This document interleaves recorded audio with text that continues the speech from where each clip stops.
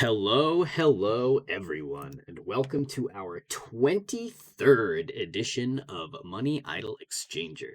It's been a little while since we ran this one, but it is a Puzzle Wednesday classic at this point, and it is always a bracket with some exciting competition. So I am excited to see where the cards fall today. We have some fun returnees, Psybrarian and Laml coming in from Europe, taking a nice chunk out of their Wednesday night sleep to put on a show for us. Psybrarian and Laml both have made impressive performances in the past, so I'm very excited to see where things go.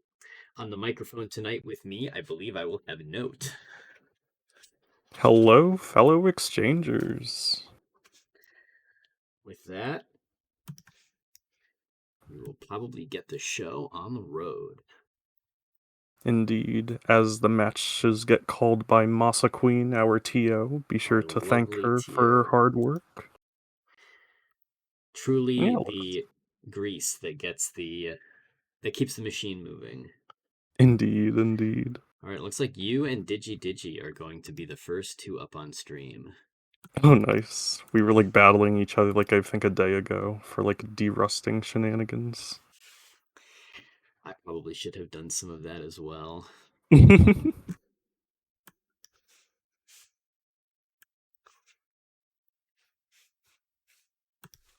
we're both in now. Fightcade's been kind to me lately, so hopefully that trend continues. And I am in. Stream can see, so we are ready to go.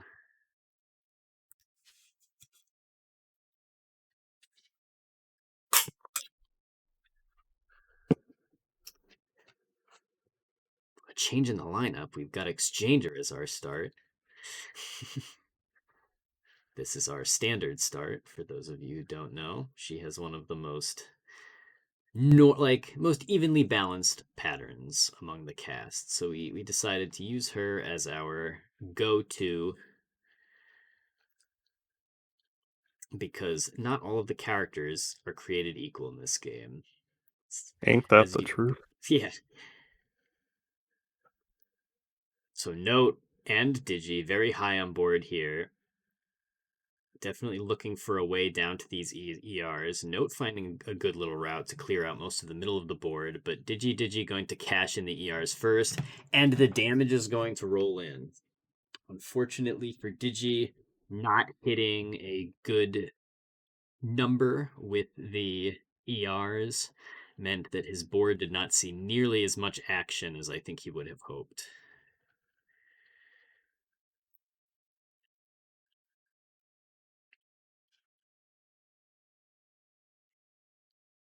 Heck. Okay, Digi mounting Wait, a what little if bit of we're offense okay, here at the start.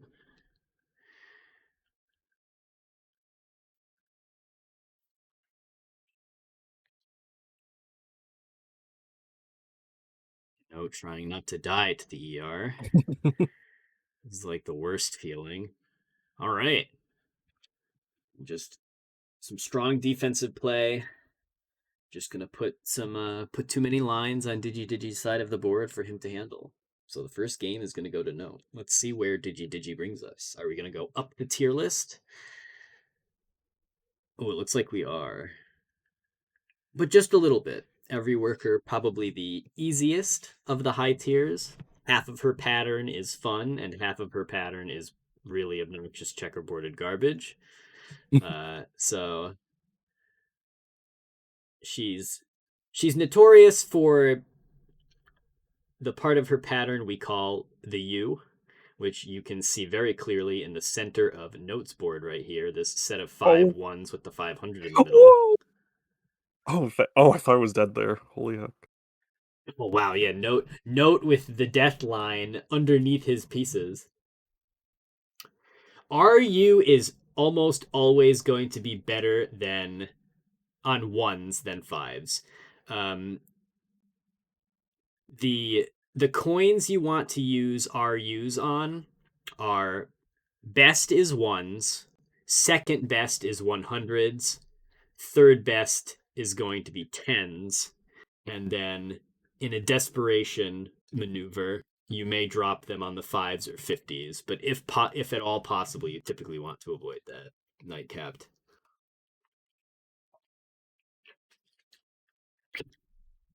All right. We bring you today's edition of Magidoro Masters as we switch to the magical drop character. Lots of verticality indeed, yeah. And just like pretty kind garbage. Yeah, Debt Miser, pretty universally agreed to be the easiest pattern to deal with. You get lots of vertical pairs of two in groups of two, so you always have plenty of material to make moves on your board. As a result, it is very easy to survive for extended periods of time on her. If we go later in the bracket, we will probably see Laml take many people uh, to Debt Miser, as that is his favorite character, and we have seen some absolutely crazy scores there because it's so easy to survive. You can get into a bit of a stalling match as two people just hurl 8 and 16 lines of garbage back and forth at each other.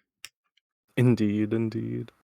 Also, sorry to interrupt, but does there happen to be like game audio? Do you want to like peek into a match real quick and like check? Because there seemed to be no game audio last round. It was off. I believe I have turned it on now. Thank you. I meant to check that earlier, but I couldn't switch it when I switched to the other scene while I had the bumper playing. All good, all good. Maybe those coins were just very like silent, kinda. Just something along those lines. But yeah, thanks for the heads up. Yes, good catch. Who is going to be next? Do wonder. In the meantime, there's all sorts of like matches going on. We've got Curious to see the Goop. Shine versus Guardian. Oh yeah, indeed. To see where they are. Mm-hmm. I don't know if I've ever seen either of them play this game before, so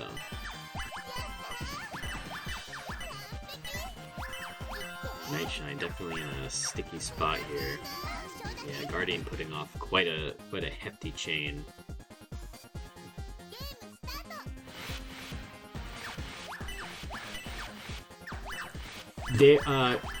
Nightcapped, there is a document called the Sal Guide. There's a player from Japan named Sal, and he is like the best player over there. And he wrote a guide on how to get what is called a 64, which is the highest single player score you can get. And he has all sorts of tips and tricks, and I'm pretty sure we have a link to it somewhere in the Magidoro Masters, in the Money Exchanger channel. Indeed. Yep. And that's like inside our Discord, which I'm dropping a link to in the chat as well. Which they're already in, but just in case anyone else is interested. Where is it? Do I have it hidden? I have so many. We have. I'm not crazy. We do have a money exchanger. Yeah, we do. That one's just like MIE-Magi drop dash There we uppy go. downies. Yep. Mm-hmm. Yes. Okay. All the uppy downies. Yes. Yeah. The top pin in our MIE mag drop uppy downy channel is the money exchanger guide, written by Sal. Good stuff. All sorts of fun tips and tricks. stuff about floating, stuff about board strategy, board handling strategy, things of that nature. Mm-hmm. Though at the end of the day, this is a game. Oh, what, Psybrarian and Laml are playing already? Ooh, out for blood. Goodness, so many interesting matches, including this one here.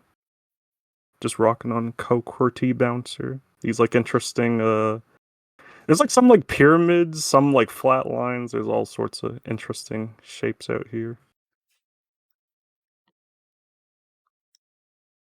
And they're both at one round apiece. I clicked out to on accident to Oh, switch whoops. to Sevia, but we're on Kakashi Bouncer.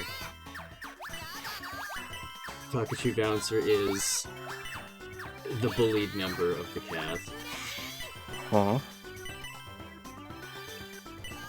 Poor dog boy. Oh my goodness. Nightshine trying to survive on there. Yeah, the chain extending his life for just a moment, but unfortunately not enough. Generally speaking, the top row characters have simpler patterns that are easier to manage, and the bottom row characters have the more difficult patterns to manage. Gotcha. We refer to them as the high and low tiers, which is funny because the high row is the low tiers, and the low row is the high tiers. It is pretty interesting in that regard.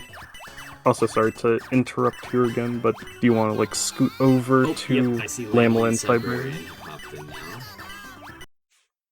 I may have just broken the audio. Hopefully it resolves itself.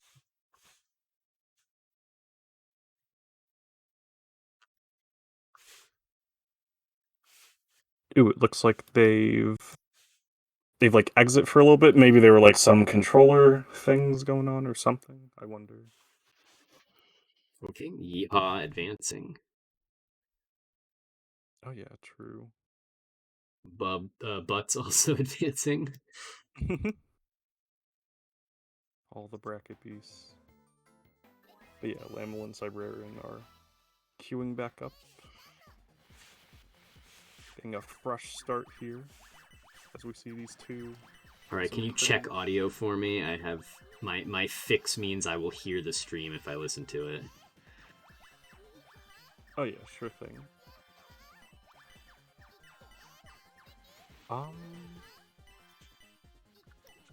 Yeah, I'm like trying to tell right now. It might be quiet. There we go. Yeah, just a bit quiet there.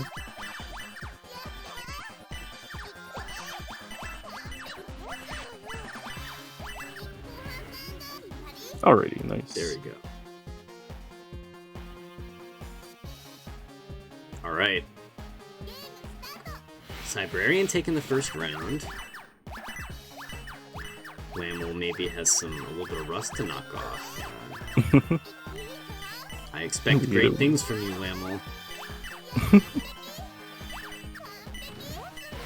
Yeah, it's definitely been neat to like see Psybrarian like show up from like one of the previous brackets and do pretty well in it. Oh yeah, and putting together a very impressive 9-chain here. 10, 11, okay, it's still going.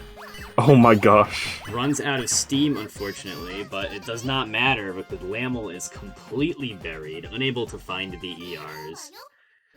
So... yeah, they were digging pretty hard for it, but not hard enough, it seems.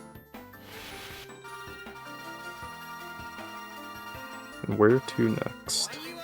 Ah, yes, Macker. Go to our guy, Macker. Definitely the Wario of this game. The funny Wario of this game, indeed. That extends to his pattern as well. Great little extension there from Laml picking up the 50 to split them. Indeed. Ooh, Psybrarian with the save, but unable to like make enough matches, I suppose, to like get rid of the board pressure there. I don't know if like the 100 was like a misdrop, but either way, it did look pretty tight.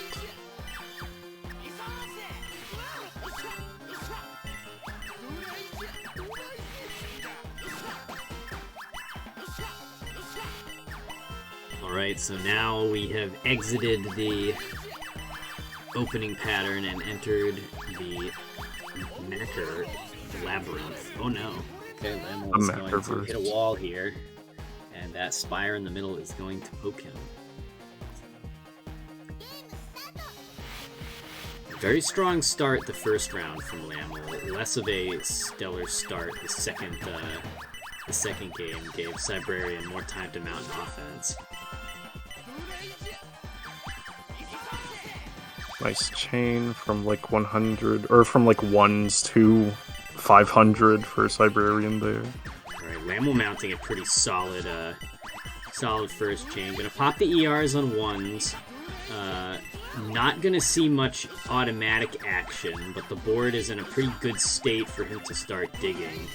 Though he's got to make his moves pretty fast because Psybrarian has a chain on deck, and there's a lot of damage sitting waiting for Laml when his chain is over. Okay, very careful not to self-pile, but he is unfortunately out of material, and Psybrarian is going to take game 2. Wow. Very deep channel. An incredibly strong offense right now. And defense in this game is really, really hard. Especially on a character as difficult as Macker. Absolutely.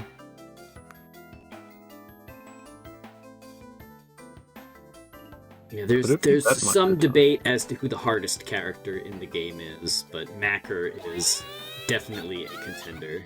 Alright, so we are now headed to the opposite end of the spectrum. We're gonna go to it's Party Town. We love to party.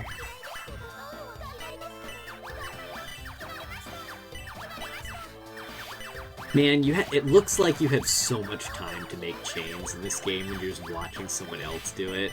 But then you're trying to make the chains yourself, and it just it's like it feels like you're still doing stuff, and you look and your chain is like just resetting constantly. It's crazy stuff for sure, yeah.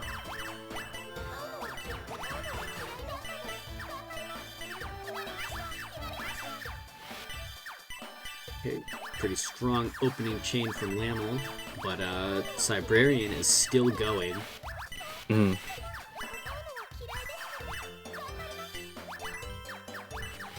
Oh, and Psybrarian makes sure to cut early, so the damage hits Laml while he is unsuspecting. An important thing to note about this game is that you will not send garbage until your chain finishes. So, if you are capable of chaining near indefinitely, then you can choose when your opponent lives and dies. Which leads to some very funny outcomes. Indeed. Okay, so I'm going to be up against Guardian here. Ooh. Number 4 seed versus number 5 seed. See how stuff goes.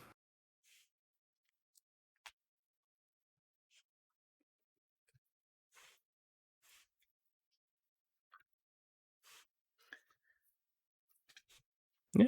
It may have been like mentioned before, but it's just neat that there's like a pretty sizable bracket here. Neat to see all these people exchanging.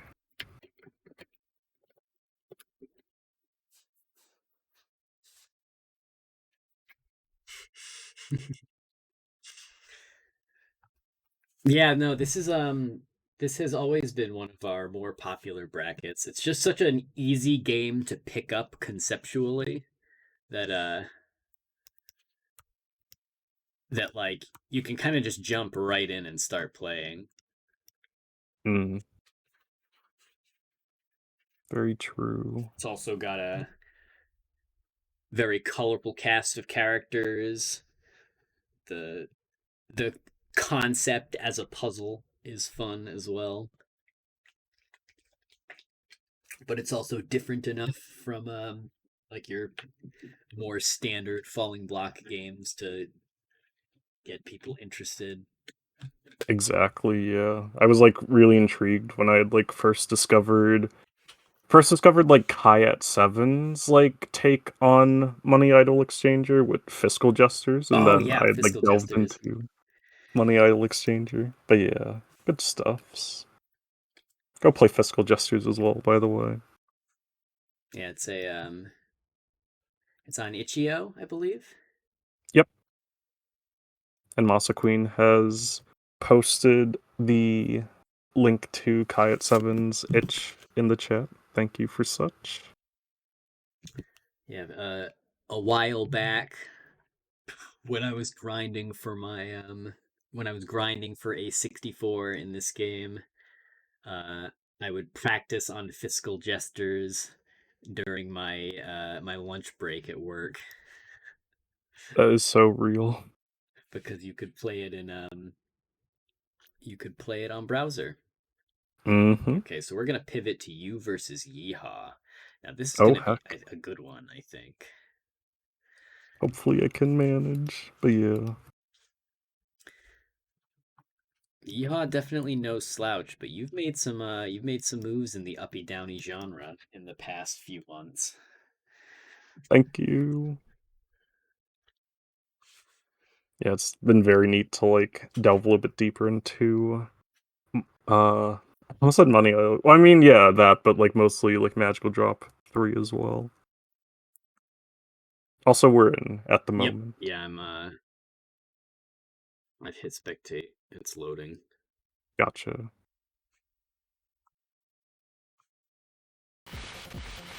There we go. Okay. Pop up momentarily. Yep, there we go.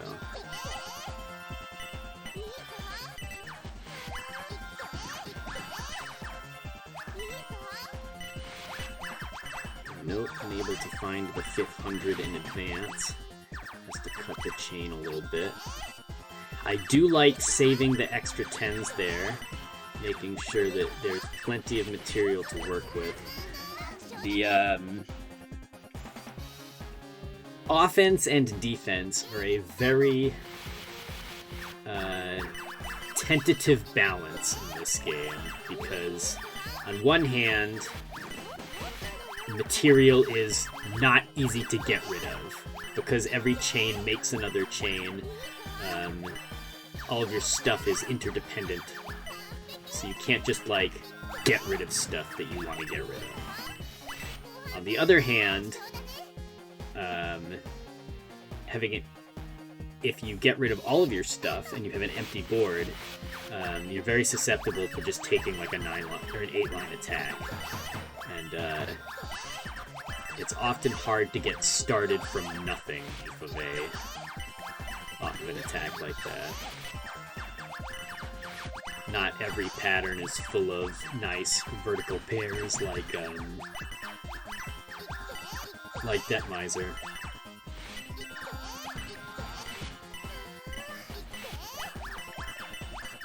Okay, Yeehaw mounting a solid defense here. But Note's still hanging on. The ERs are just out of reach. A little bit of digging perhaps in order. Oh, but unfortunately unable to find them in time. So Yeehaw is going to take a game 1. Yeah, I could like slightly see the dig into the center, but yeah, just not fast enough there. Exchanger's pattern is a little awkward in that you kind of have to pivot from chaining down the middle to getting rid of the sides. So even though it's one of the easier patterns, it is kind of considered one of the easier patterns because of the prevalence of power orbs, but getting to that first set of power orbs is actually quite difficult.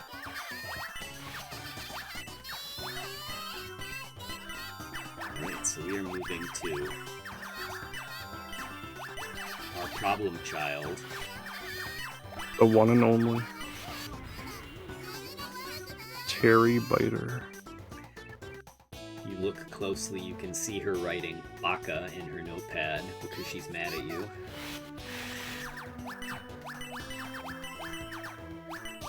This character is kind of unique in that her pattern is one of the only patterns that isn't perfect loop, per se. It's got an odd number of lines.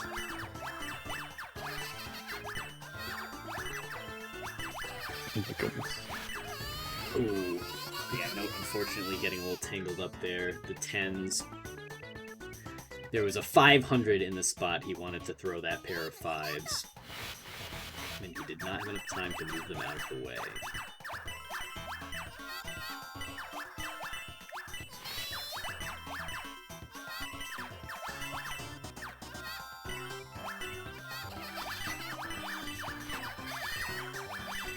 Right, big damage coming in from Yeehaw's side of the board. Note is ready, and the power orbs are close, but they are not on hand. Ooh, unfortunately, these ones are very stranded. Note has some emergency digging to do here. Oh! Oh no! Picks them up trying to pivot off onto a different number. Oh, But unfortunately, you did not have enough time. Oh no, you self-piled! Oh! Apparently, yeah. What? With ERs out of all things. How? I don't know how that happened.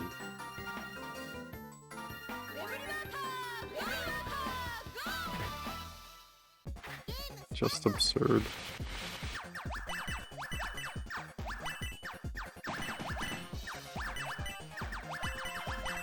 Oh, what?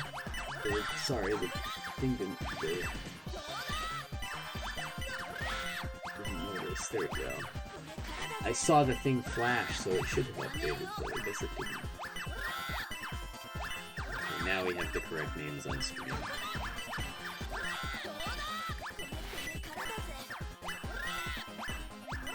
Look, sometimes you just exchange names with another person, you know? Or something. Alright, Note making some moves on every worker here.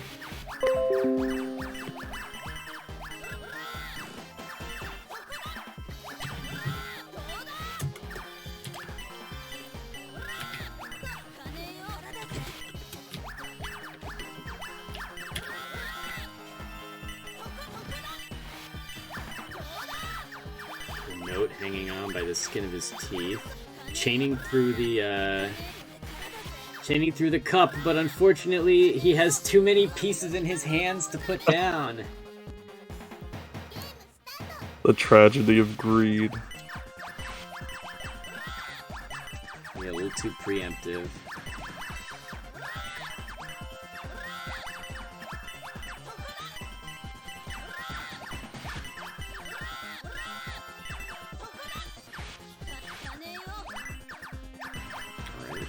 Note approaching the cup here. Yeehaw taking a very different route through the cup. 500 has disappeared prior to the cup even being accessed. Okay, but here comes the very difficult part of the pattern, and unfortunately, Note is going to top out. So that was the most 3-0, but it was close I've seen in a while. I appreciate it. And yeah, it did seem... It was, yeah, I did feel like I was because in every game went to round 3, so... True. It's very, very close. Yeehaw just having a little bit more of that clutch factor. And so now I'm going to challenge Guardian. And I'm ready to kick the name script.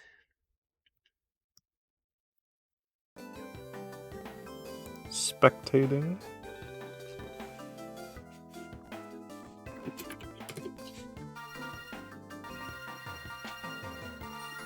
Yep, I'm in. Oh! Oh, whoops. Just doing the F3 shenanigans to get back. Fair enough, yep.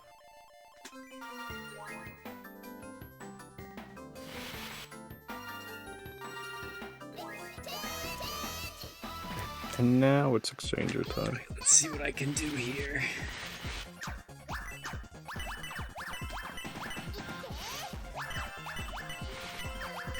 Almost synced moves at the start with like both of y'all like pressing down twice and then also grabbing the same kind of coins at first.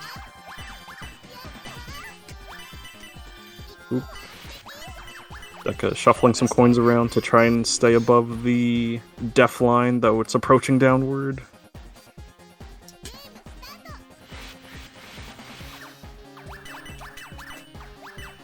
That was just a case of I did not immediately see the line that I needed to take. I just pulled down more than I could handle. I feel that. I die again. Ooh, nice chain here from Guardian. Even keeping it going with the 5s and the 50s on the side, that's so clever. Ooh. Okay. So yeah, that gives Guardian the first point. Go Detonator. Hope I can survive for a little bit here. Fair enough. Good evening, Corgi. Welcome to the Stuffs, the Exchanger 23rd edition Stuffs. Currently in a... I got lost in the sauce, just not doing anything. Unfortunate. But yeah, currently in a match between Deka and Guardian. Guardian taking the first round of this second game. Shuffling a little bit of coins here, but still making it work in the end. With like a big tower, but now the tower no, is... my hundreds cannibalize themselves. Ah, heck yeah. Dang. Boy.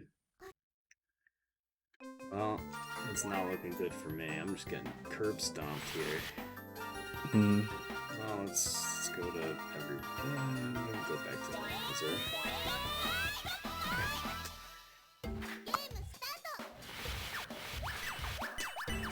Alrighty, let's see the run back on Det Miser for Deka.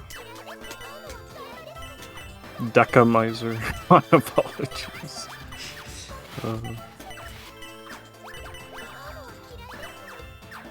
No, I meant to put down. Wow, okay, just total misinput. Oh, heck. Yeah, I like had all the ones ready to go, but unfortunately gonna be losing that round here.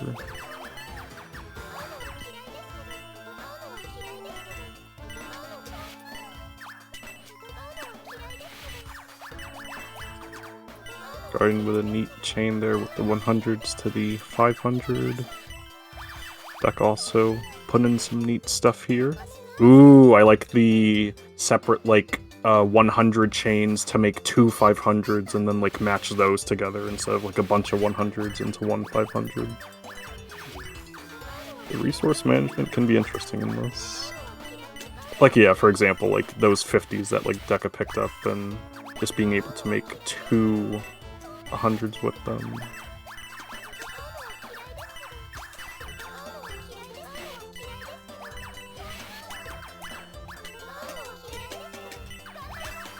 Both players sending a fair amount of garbage at each other. Deka on the cusp of the death. 50s fell out of line. Oh. Yeah, I saw him. Rough. Alright, I got trounced. Dang. And just, this game has game is high maintenance. Indeed, right, indeed. We are now into top 8, I think. Oh wait, no, this is qualifiers for top 8.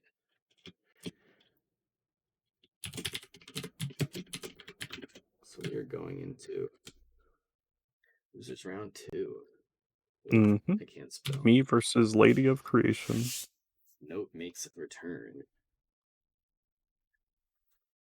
I have returned in the losers bracket.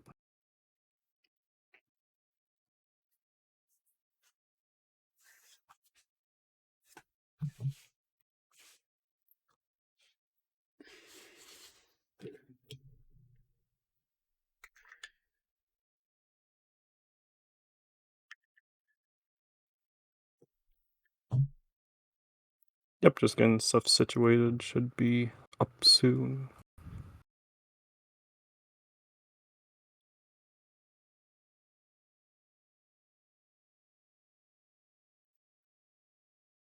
Yeah, I forget if I first saw Lady of Creation in like the money idol exchanger scene or the magical drop scene. Probably magical drop.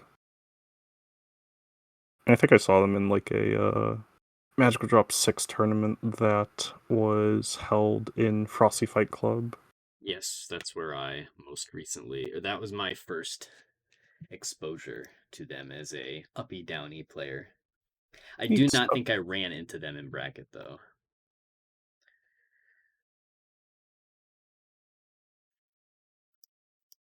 Ready to Yeah, kick, looks like we're ready to in kick the now. fridge. Get the name We love set. kicking the fridge. Slap the CRT. All of the above. Blow the cartridge even. Blow the cartridge, yeah.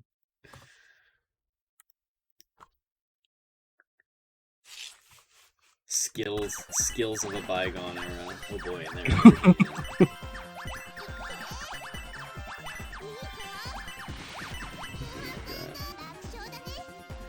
Got Note off to an explosive start here.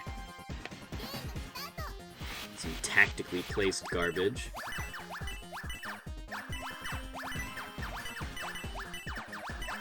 Ah, heck.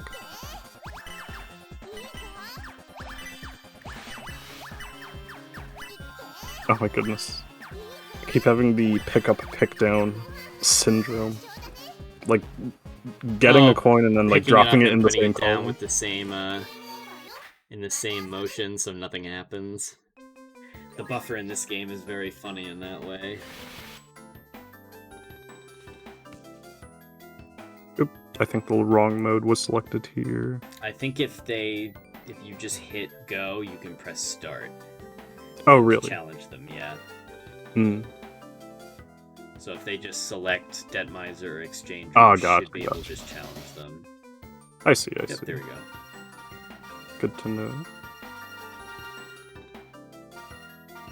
You love it. Single player. Nope, we're going Debt Miser.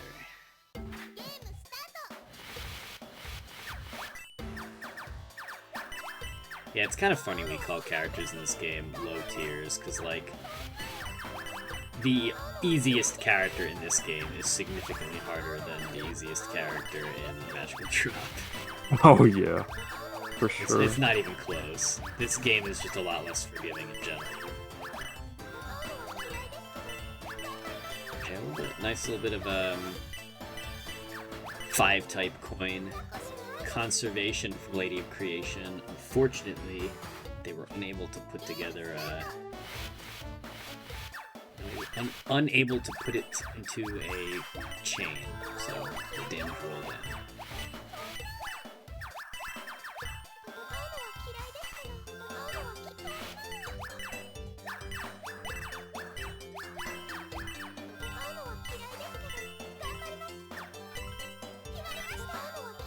Oh, big damage on the way.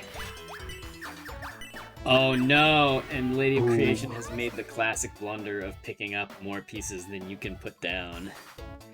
There was definitely a route in there to those 10s, but that ER needed to be moved first.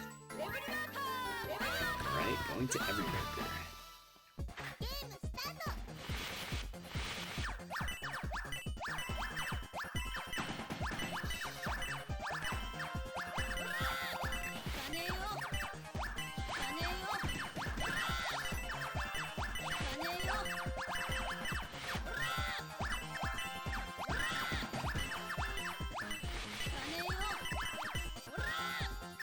I think Lady of Creation's familiarity with Magical Drop might be getting the best of them here. They keep trying to make chains, assuming the material they're clearing is going to go away. You feel that, though? Yeah, that's, it definitely... There are a lot of transferable skills between the two games, but that is the one thing that does take quite a bit of getting used to. And Lady of Creation looking to find some 10s to put together.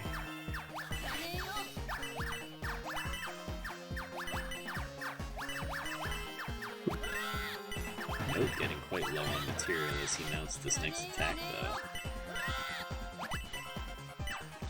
LadyOfCreation on the brink, and unfortunately gonna top out there. That one extra line.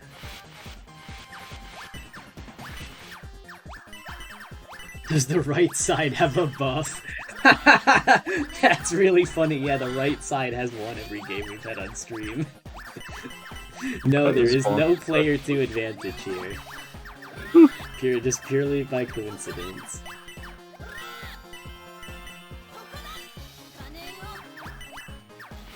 Very nice little chain coming out of LadyOfCreation. So, trying to find a way to get these 5s to link up. I'm gonna skip the 5s and go straight to the 10s. Ooh, unfortunately throwing a 500 in the middle of those 100s. Perhaps wanted to throw a 100 there instead. And so Note is going to take it. GG's LadyOfCreation. Alright, we're gonna see Psybrarian versus Yeehaw. Now, if I remember correctly, this was a really good match last time we ran a bracket. Exciting. Just go around the cup. Happens.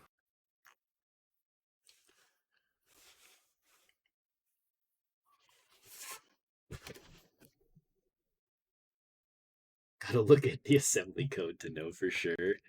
For the right maybe side there buff. is that there is that player 2 buff. The hidden secret. That's how Butz has been doing it all these years. Oh my goodness.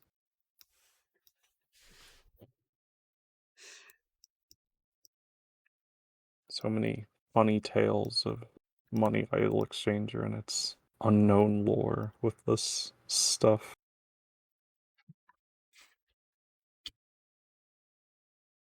But yeah, hopping into Psybrarian and Yeehaw. Jump in their game. Come on.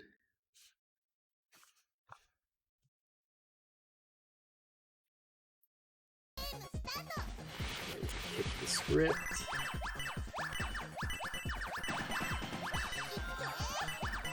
Got that all updated. Like yep, also got the round name as well. Oh, thank you. You're welcome. We're back in winner's side for this one. Winner's side. Heck yeah. And what a match this is so far. Both players like dismantling the patterns here. The board very efficiently. Oh, yeah, I think self-piled here. Oh no, they didn't. That's crazy that the ER went off, but they died anyway. We're just getting scammed out here. I don't know what to tell you.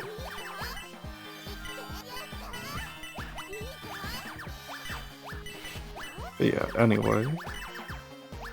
Alright, Yeehaw doing a nice little trick that I enjoy to employing. One of the important things to note is that the pieces always go to the lowest, farthest right coin in the match you make. So if you have a full horizontal line, it will appear in the rightmost column. So in the exchanger pattern, when you have the 2 10s on the left, 2 10s on the right, and the 1 10 upper row in the middle, if you make sure to only throw 1 10 into that part of the pattern, it will link all the way over to the side and pair up with one of the 50s that are already over there. So it's a nice little way to collapse parts of your pattern in a convenient way. Indeed, it's a fun tactic. And yeah, Yeehaw taking this 1-0, but not without... Yeah, not without a struggle, because Psybrarian definitely looked like it was going to be a convincing match after that first round. But Yeehaw, no slouch either.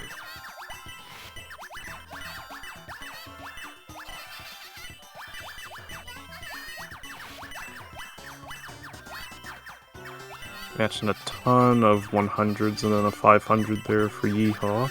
Though they're gonna have to like keep chaining as the pressure mounts. Oh, Ooh. unfortunately, there was just no access to the next link of the chain for Yeehaw. Yeah. The pressure from Psybrarian was just too great. This is one of those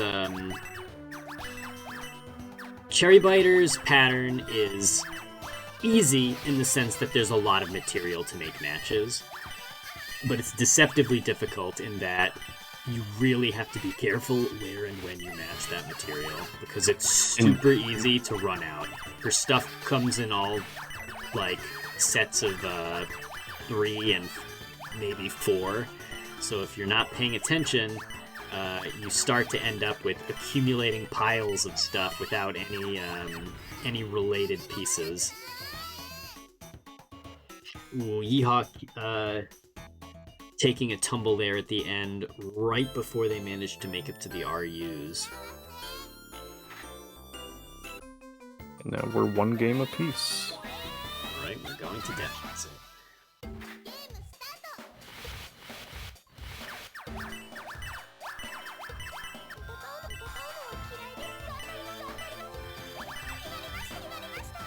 Ooh, really nice chains here from Yeehaw. Both players popping out an 8 chain.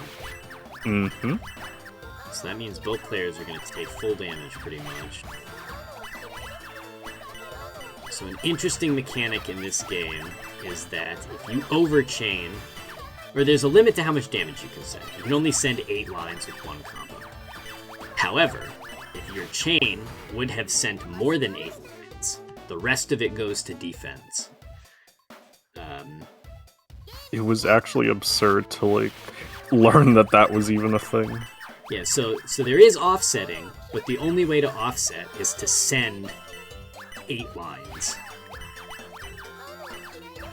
And then that, if there's no material to offset, you actually build up defense for a little while until you take your next line of neutral push.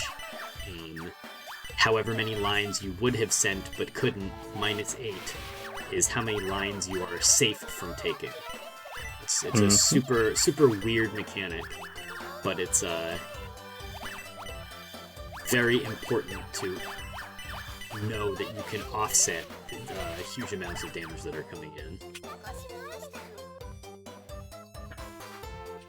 And it does add some decision making to how much you want to chain. Because if you just want to dump damage on your opponent, cutting your chain after 7 or 8 links repeatedly, not a bad idea. But if you want to build up some defense as well, you might want to keep chaining. Assuming you can, that is. Even building a 7 chain is not simple in this game. It is hard.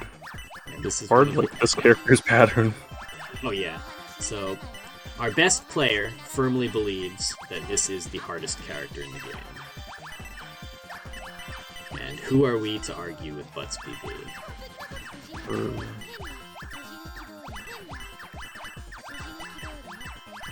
Just such a jumble on LD Labor's board, it's like, where do you even begin?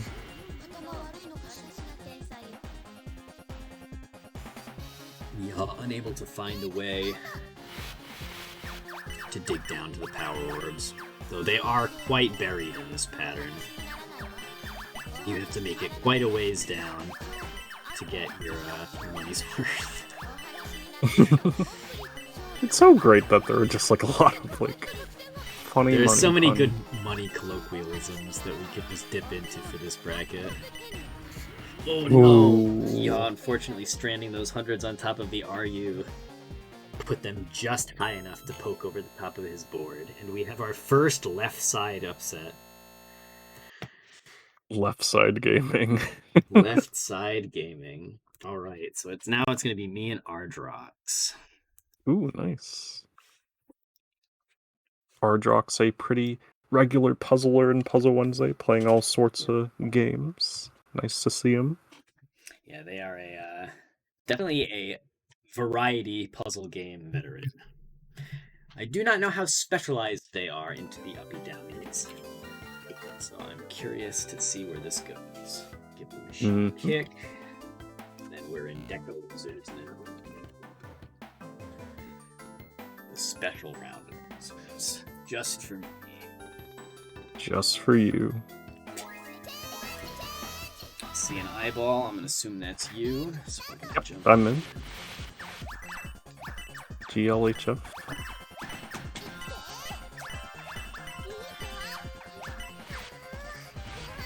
Alright, Deka doing a little bit of almost like 1 to 500 shenanigans. Ooh, and Ardrox, a little bit of the board sort of like poking out on their side. Yeah, I don't think Ardrox was ready for the one last line they had prepared for him. Ooh,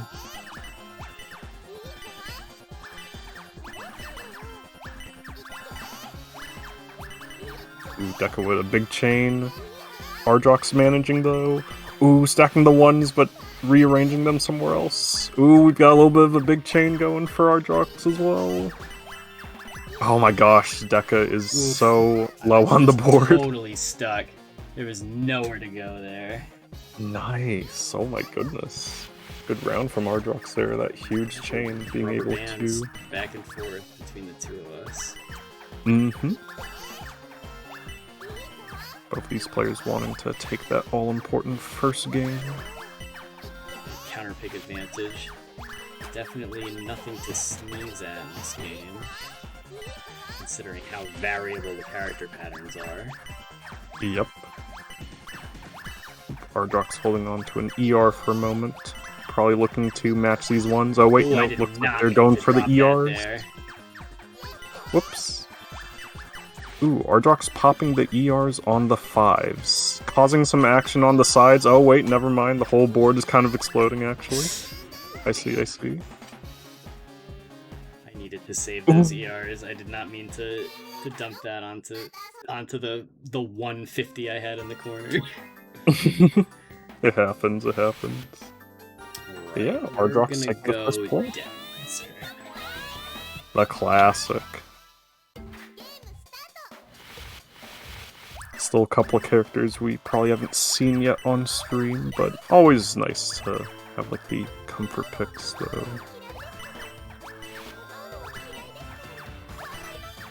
Whatever it will take to stay alive here.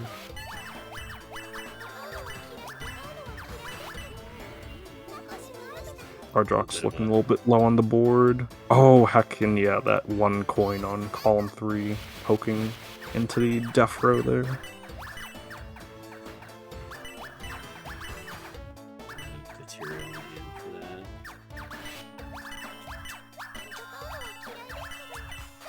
Psybrarian asking if it's Coker, T-Bouncer, and LD Labor we haven't seen yet. We did see Coker, T-Bouncer a little bit while peeking into, I believe, Night Shine's match against someone. But yeah, I think it's only LD Labor. Yeah. Huh. Wait. Yeehaw mentioning that they played LD Labor. Sorry, I'm forgetting like if it was like in a dream match or not. I don't think we've seen Might Dealer. Oh, Might Dealer, right. See, we both got confused, actually, yeah. I was thinking of Might Dealer as I said LD Labor. Funny.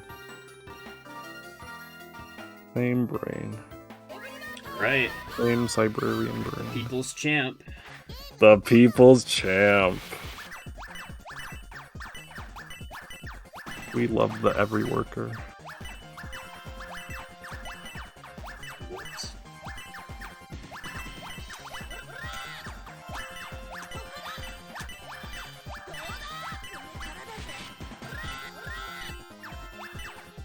Ooh, got some nice chains going on from Deka.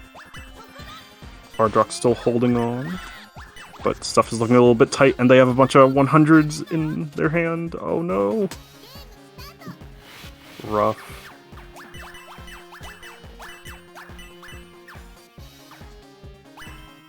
Oh, no material.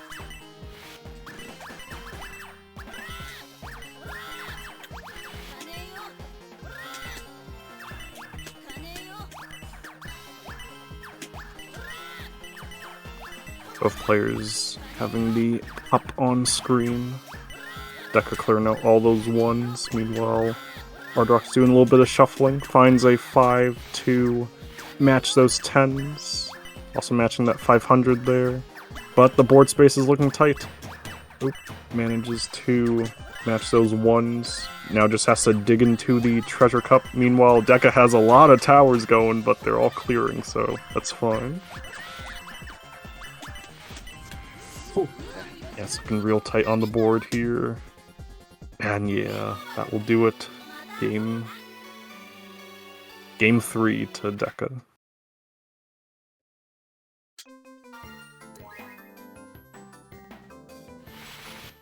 Where shall we be going next?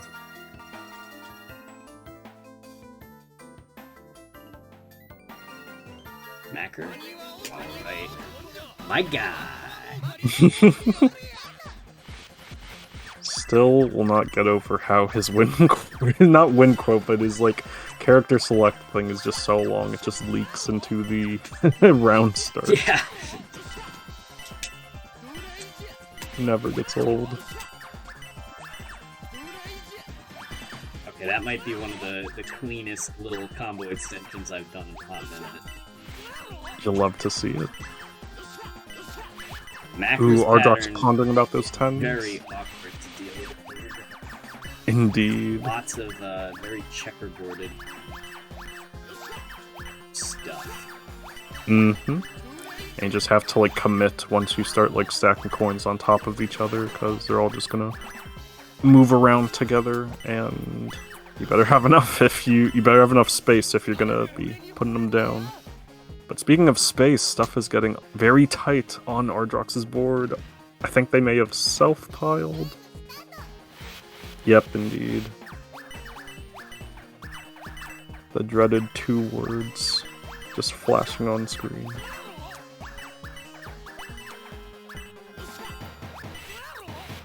Yeah, for those of you who don't know, you can't die, really, if you have a chain ongoing. However, if you place something completely off the top of the board, whether you have a chain going or not, the game says no. Not one bit. And you die to what is known as the self-pile. Mm-hmm. Alright. Ooh, the ER's on the 1s for Deka. But yeah, as Ardrox dies, that will mean Deka takes this 3-1. Another left side upset. So we've got both left side wins have been 3-1s, and everything else has been a 3-0, I think. A coincidence. Right. Game is scripted. Oh boy. Okay, Guts versus Bardian. Guts versus Bardian. Butts versus Guardian here. We're exchanging the letters now too, everybody. Oh my gosh. Oh yes, Masa, the Nickelodeon Guts. Do you have it? Yes, we love the Nickelodeon Guts. What a show. What a show. And what a match this is going to be as well. Yeah, Guardian definitely came out swinging in his match against me, so I'm really curious to see how they can hold up against the man, the myth, the legend, Butzbb, who I believe at one point had like an S in this game. That's or no, crazy. he had an A, and the next highest rank was a C. And unfortunately, Rank Decay has taken that away from him. True. Because I'm pretty sure he was ranked too high to find matches against people who can. Oh my goodness. It's a hard life being a top-tier gamer. At least in the land of Rank Decay. Gotta fill up those lobbies and just, like, play each other regularly. Or something along those lines. Have a good ELO economy of some sort.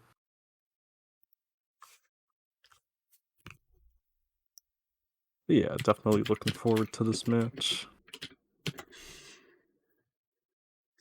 Yep. The money economy.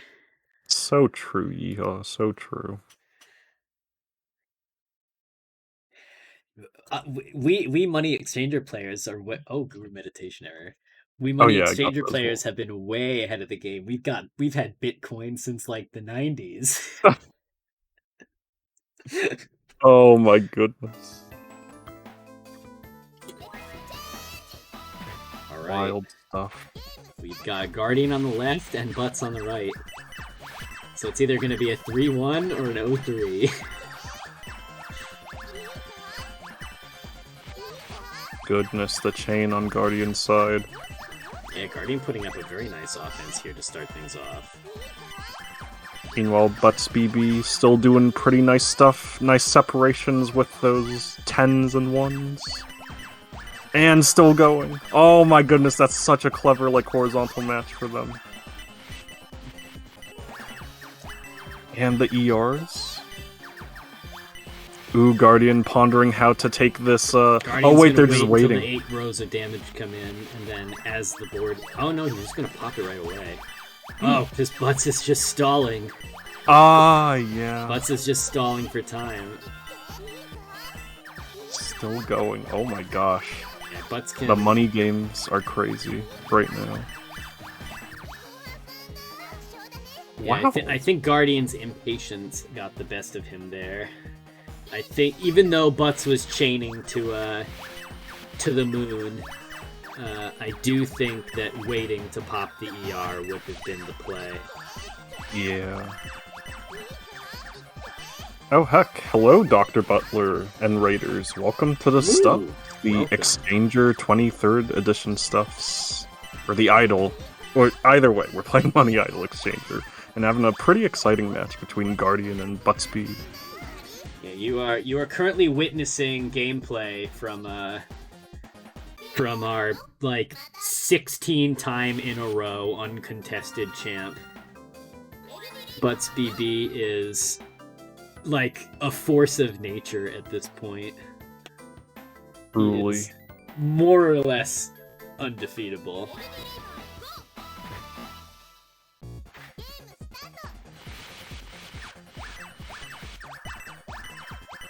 Yeah, the only tournaments he's lost with a 1v wasn't in. Meep. Yeah, we're on LD Labor now. Almost looked like a close call for Butzbb there, but they've got it. They've got it under control. Guardian mounting a pretty slick offense there, but unfortunately just one too many pieces on top of the next link in the chain. So timer gets the best of him.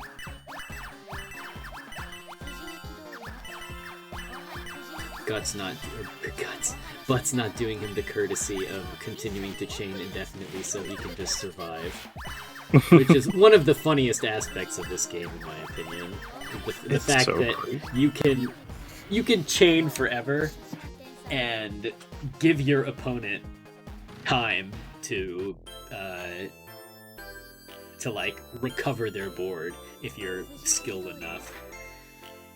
I did a pseudo exhibition match against Butz in a bracket hosted by another community that was unfamiliar with this game, and for grand finals I just kept counterpicking him to Debt Miser, and he would just chain indefinitely. And then the 8 lines would roll in on my board when he'd drop it after like 65 links or whatever. Gosh. And then he'd rev up the Friars again and go for the next round, and I'd be like, I'd chain away my whole board, and then when it was empty, he'd let it go again. And he made it to like 3 or 4 million points. It was ridiculous. That is so wild. Wild, like, Guardian's survival there to take a round off Butz here.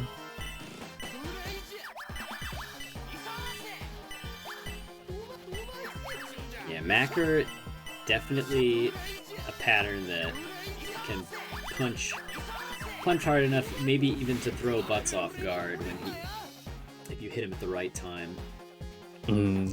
But those ones on Guardian's end just couldn't find any other ones to match him. But yeah, will Guardian be able to survive?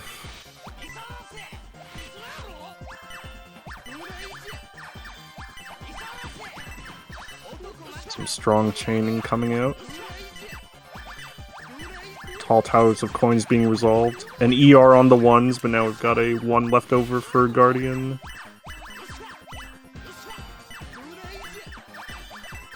Hopefully it's not too much of an issue. Guardian just did not get nearly as much action out of the ones on that board as I think he would have hoped.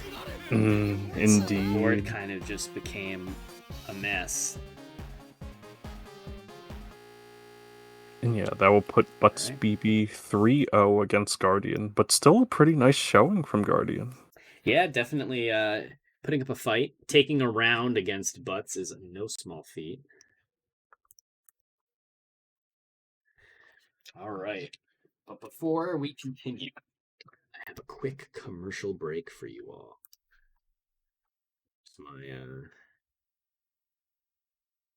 Where's my slide with all of the upcoming events? Ta-da. Okay, so next week on the 26th of March, we have the PlayStation 1 game Crossroad Crisis, where you use pipes to... I don't exactly know how this game plays, but I do know your goal is to connect pipes.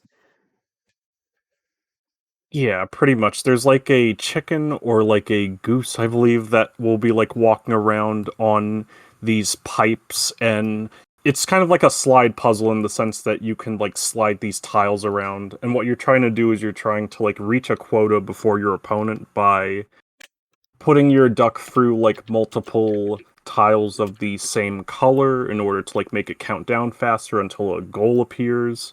And from what I've seen from like my brother like practicing this game, there's some funny cheese you can do with getting the counter to go down. You can like make the duck like traverse onto like the same tile again after they leave it and whatnot. There's all sorts of like funny shenanigans that can go on. Interesting. Mm-hmm. All right. And then after Crossroad Crisis, but between now and Crossroad Crisis, there is this Saturday, we have... Oh, where did it go? There we go. The next monthly edition of Magidoro Masters 4 is going to be this Saturday. So if you are interested in the Downies and you're enjoying your time in Money Idol Exchanger, definitely check it out. We're still in the qualifying phase, so you may have missed a couple of tournaments, but you still have a chance to gather up some points and qualify for the finals that are going to be in June. Mm-hmm. Then, once March has come to an end, we begin April. And with April comes April 1st, the beginning of Funny Month, where we run all of the silliest games we can find. And to start it off on the 2nd, we are coming in strong with Yoshi. It's really come to this. Which We asked for Yoshi, no cookie, but we literally got what we asked for. Yoshi, no cookie. So, Yoshi is a game of mixed reception, to say the least. But the way it works is you have 4 columns. There's material that falls from above, and you move Mario, who is underneath your 4 columns, back and forth. And the only thing you can do is switch the columns, I believe. And your goal is to make pairs vertically, I want to say. And doing so causes the pieces to disappear. And I think it's a race to see who can empty their board first. That possibly sounds about right. Yeah, I haven't like played as much Yoshi, but I guess we'll be going into that on April 2nd. Then on the 9th, we have Poco Uo Poco. Or is it Pon Uo Poco? Good question. I'm double Puzzle checking. Uo Poco, there we go. Yeah, Puzzle Uo Poco. Puzzle Uo Poco is a very interesting game where you're playing in what is basically a pachinko machine. You pull the spring, down to whatever power you think is required, and then you let it go, and it will hit your piece like a pinball up the side of the board, and as it loses speed, it will fall onto your board and trickle down. You can kind of see it in the picture there. And it is a game of match 3. You want three of a color to connect.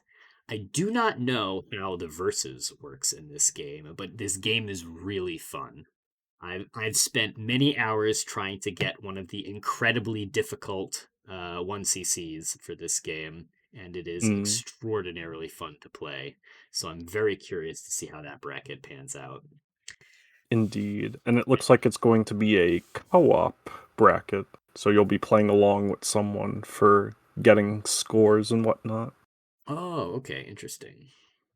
Mm-hmm. All right. More details are on the challenge page for it.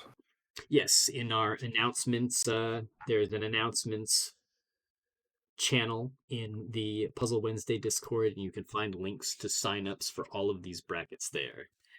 And then on April 11th, the Friday after Puzzle Uopoko, we have a return of a Puzzle Wednesday classic, Guru Rin, everybody's favorite washing machine flavored puzzle game.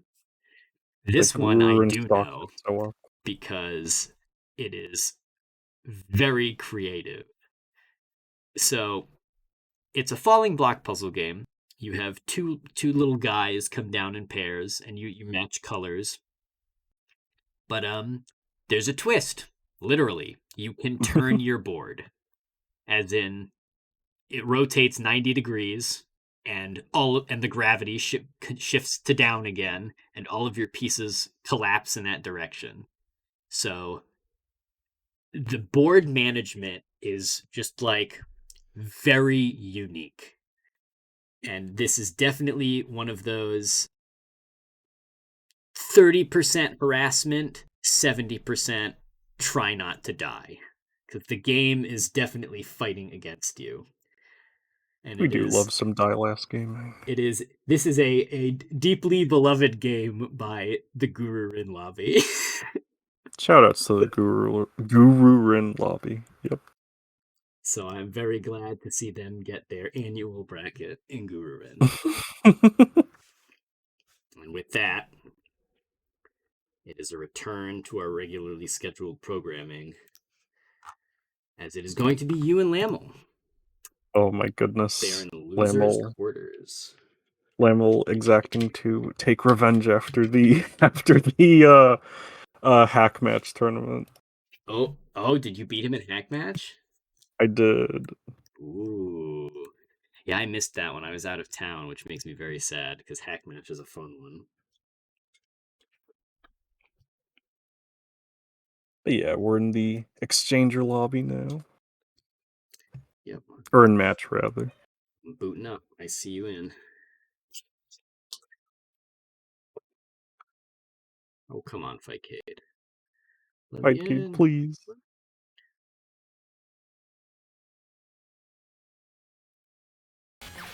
There we go. Kick the name machine.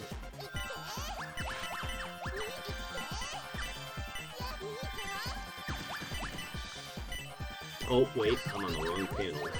There we go. Oh no. Uh-oh. We don't have a game. I can give like play-by-play stuff. Okay.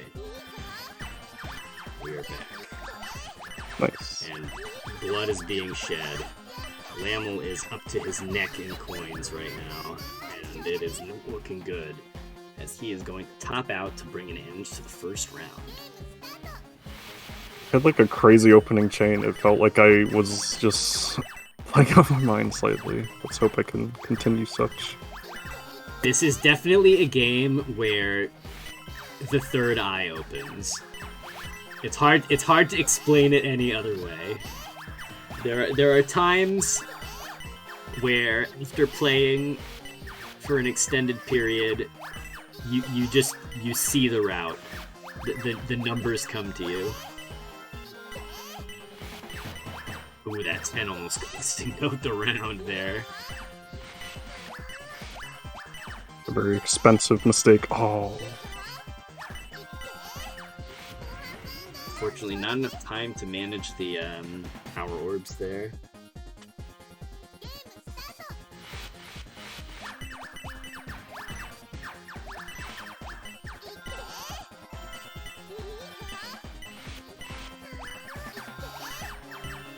Yeah, one of the things that makes this game especially difficult is the fact that each link in a chain typically directly contributes to the next link. So setting things off at the same time or the wrong time can, like, cause you to brick really bad. Oh. Oh, Note unable to find a way to get the 50 from the left side over to the hundreds. So Laml gonna turn it around and take that first game. Alright, where is Note gonna take a...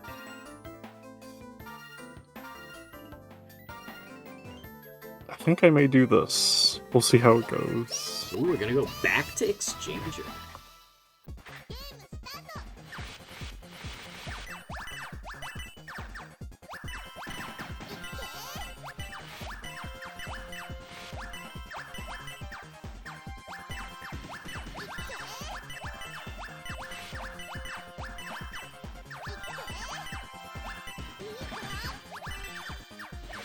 Since we haven't run this bracket in a while, I think I should do everybody a favor and give a quick rundown on the damage system. So, in a lot of games, the amount of damage you send to your opponent is based on chain length or match size. In this game, that's not necessarily the case. The way the damage formula works is you send one line for every 6 coins that you clear in your chain, total. You gain a bonus line for every link in the chain that has 5 coins or more. So if you do a 5 and if you do 2 5s and then those 5s make a 10 into a match of 5 10s, you'll send 2 lines, because you sent 6 coins, or you sent 7 coins, so that's 1 line, and then one of the matches had 5 coins in it. You do not get the bonus line, however, if it is the first link in the chain. So just clearing 5 100s will only may not send anything, actually. So there's a little bit of a micro optimization you can do. Oh my gosh. Oh my gosh. Apologies, that was actually insane. Oh my goodness. Yeah, Note doing a great job of extending the round long enough for me to explain the entire damage system. You're welcome, you're welcome.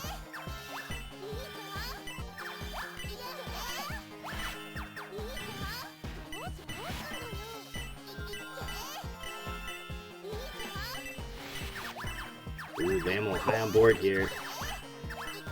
Finding some 50s, but unfortunately just material.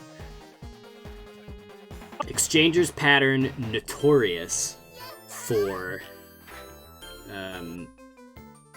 the difficulty. So there's kind of, most characters have, like, the way the match goes is you start with the neutral pattern, and then after you chain through the neutral pattern, you're immediately dealing with the character's pattern.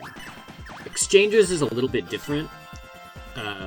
Due to a bug, like either a bug in the code or just a faulty copy-paste error or something, the first 4 lines of her pattern are duplicated, unlike any of the other lines.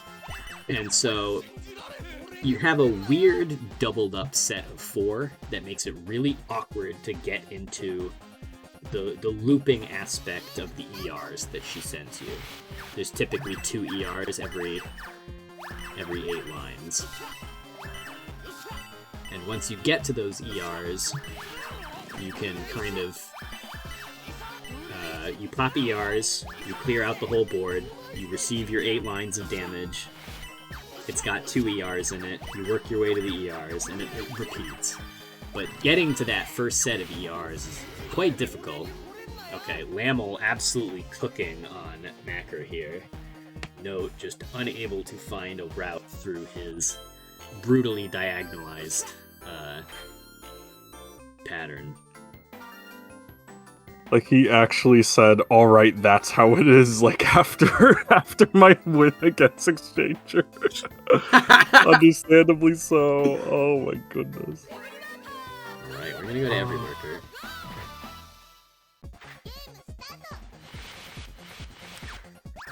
Yeah, Macker has a power orb in his pattern.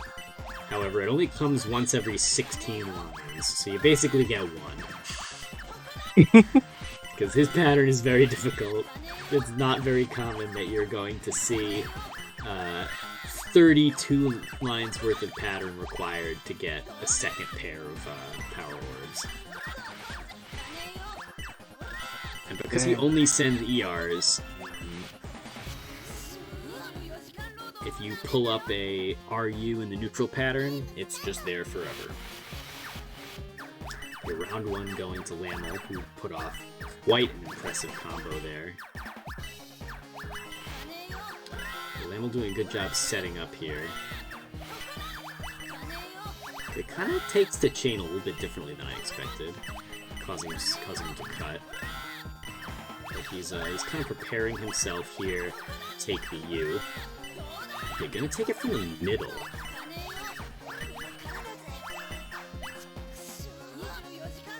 And it pays off. The damage he sent was significant enough to knock Note out of the tournament. GG's. Oh my goodness. Revenge for hack match acquired. The uppy downy. Alright, so it's gonna be me and the Goop, who has an amazing tag. I love the _Goop, all caps. And I'm lucky. I don't even have to change it off loser squirters. Good to go. You love to see it. Looks like we're going to run Laml and Guardian loser semis off stream.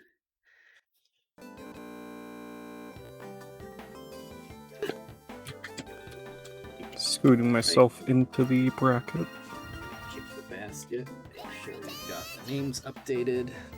And I'm in as well. Stream, you're in. Let us go.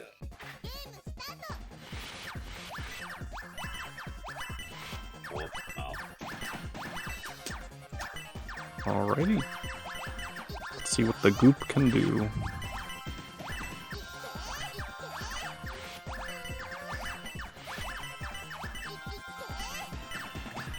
Got some relatively clean-ish board stuff on the Goop side. Oop, but the damage is rolling in. Gonna match those 5s to clear away like a bunch of the pressure there, understandable. And now we've got the pattern. Deka taking it pretty neatly with the horizontal match. Meanwhile, the Goop getting a huge 10 clear. But Deka's still at it.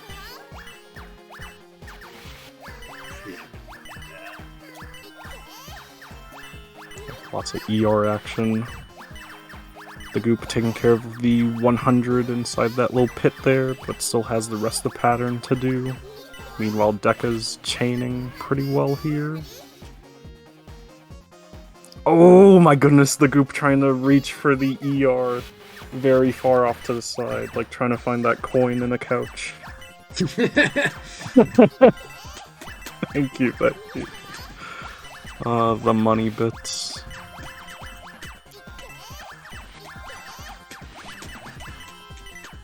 The Goop leaving some 100s behind a little bit, though stuff should hopefully work out. Just have to do a little bit more maneuvering. And there we go. Nice match. Meanwhile, Deka's finding the second ER here. is clearing towards it, and the goop is now on bottom board, hoping to clear away some of this stuff. Ooh, but Deka putting them on the clock. An extended clock. Oh my goodness. The goop trying to reach for the ER on the corner, but unfortunately some of the coins being matched there blocked off that column. Gonna give Deka the first game here. Right, we're gonna see the debut of Might Dealer here. Ooh. The one and only.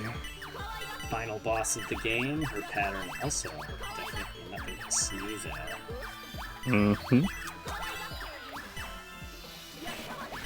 There's so much shuffling to do. Really makes you ponder your choices. Because again, the stacks of coins just going up means you're committing to like just making a match with them eventually. Unless you want your board to be too tight. Deka finding a 2-chain here, meanwhile the goop also finding a 2-chain that way, and then some. Ooh. Deka trying to reach for the RU. Yeah, I dumped my the piece I had in hand in the wrong column. Rough. Oh!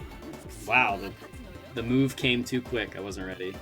Ooh, dang, the goop with the surprise organizing. Still counting those coins. Alright, we're gonna go to the Dekas.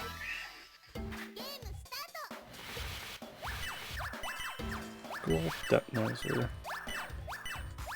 So much verticality to be had.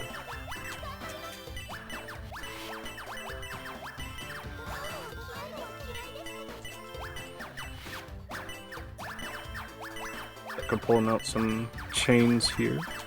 The goop clearing out those 1s in column 3. And a bunch of 10s. Nice job rounding them up all together. Ooh, we got 4 100s though, but luckily we're able to make a space for them. Yeah, it can always be scary sometimes to have like tall towers of coins out and about. But luckily we're managing. Deka especially managing with this nice sequence. Ooh, the goop almost dying there, but able to survive. Meanwhile, we've got some RUs on the board. One more chain worth of time. Rough. The goop now up 1 round.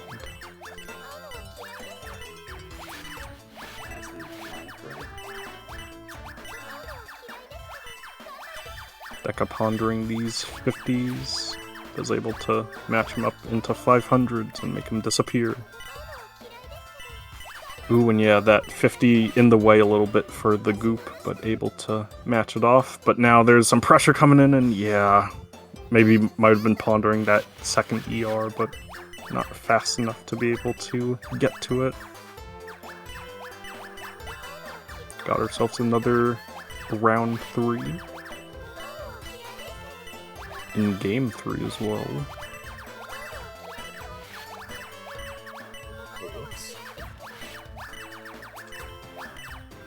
Yeah, like putting the... like a little bit of juggling with the 10s and 5 for Deka there.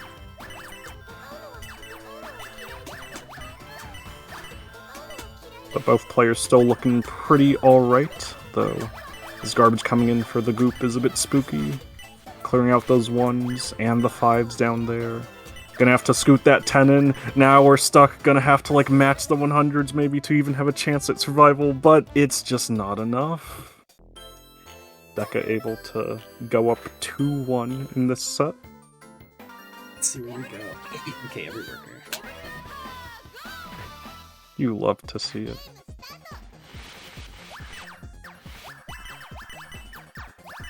Yeah, like that chest pattern is just very interesting. Like the 500 just like stuck inside the cup or chest or whatever. Oh, I got stuck at the end there, but I was seeing the vision. Seeing the greed vision. When your it's like a cartoon. Your eyes turn to money dollar bill signs. Exactly, yeah. Unfortunately, the goop was unable to like put down those like ones, that stack of ones again after Deka was able to finish his combo and start sending in garbage. Yeah, we've got the chess getting dismantled here for the goop. Deka tackling it as well. Gonna slip that 500 in. Gonna interact with those ones to make that stuff disappear. And yeah, we've got a bit of a tricky board here for the goop. Bit of checkerboardedness, but could still possibly find a way in there. Just need to start digging in with the ones. Alright, there you go. And that 5, and then the 10s, and then everything is coming up Melhouse. We even got some ERs as well. For both players. Second farthest we made it in this pattern tonight. True. Both players holding on to their ERs, probably trying to save it for a rainy day. Oh, well, the goop actually just matched theirs. And Deka's matching his as well on the 100s. Okay. Oh, yeah, rough. The goop, like, accidentally misdropping their 500 onto a tall stack. And yeah, going out 3-1, but a very good showing, though. Yeah, that was a hard-fought match for sure. All right. We are going to Winners Finals. Winners Finals. Where we see a match that crosses both oceans and hemispheres. Through the magical power of rollback, we can see Roll code. miracles like these occur.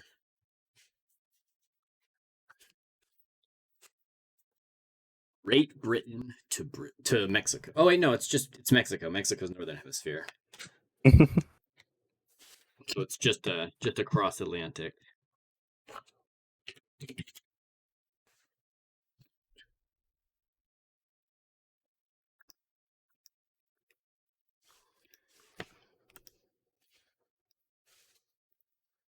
Yeah, Butzbb going into this, like, without losing a singular game so far.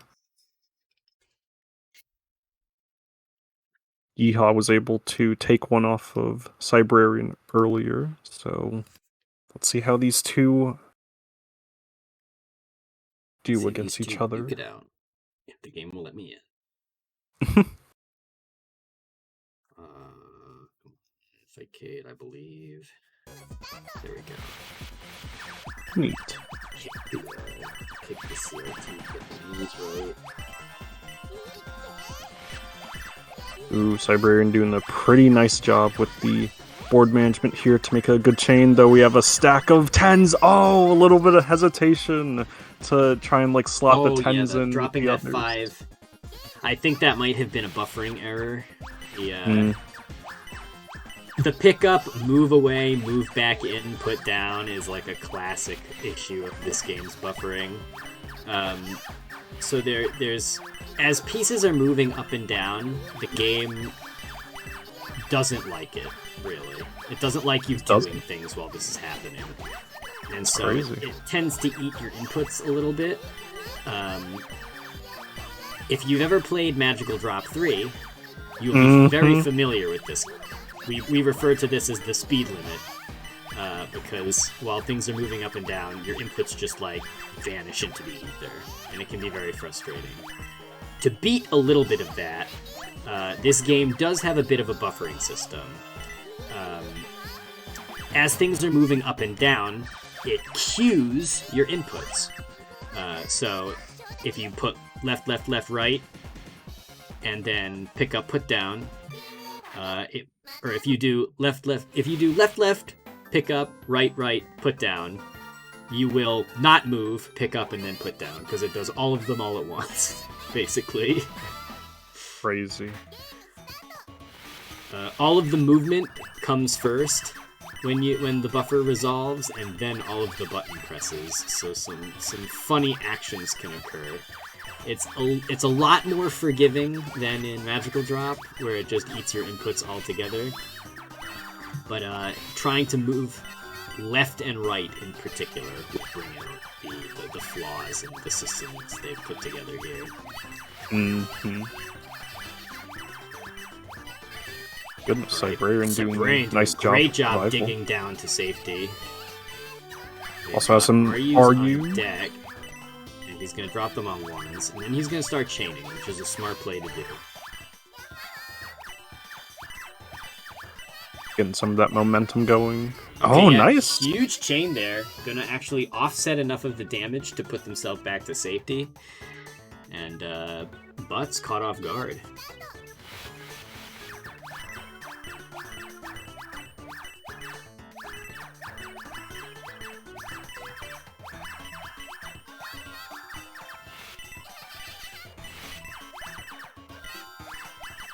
Getting some of the damage rolling in. Ooh, Butzbb making an interesting 500 there. Ooh, oh, Psybrarian was running out of time. Yes, so the PS1 version of Magical Drop 3 also solves the eating your inputs buffering problem because it runs at 60 frames per second. So it just does a lot better job of handling inputs while stuff is moving around, and it feels amazing. I really hope we run a bracket for that version of the game one of these days, because a lot of the characters have rebalanced damage patterns, and so I think the meta would be it would be a nice little shake-up to the established meta that we have. Indeed. Alright, Psybrarian putting a round out, but Butzbb coming back. Putting up the defense. And yeah, scooting back into Cherry Biter here. Because, yeah, it did feel a little bit close. It was just that Psybrarian had, like, a few, like, unfortunate, like, misdrops around. Yeah, it was, the second game, Psybrarian, kind of ran themselves out of material, transitioning from the neutral pattern to Cherry Biter's pattern.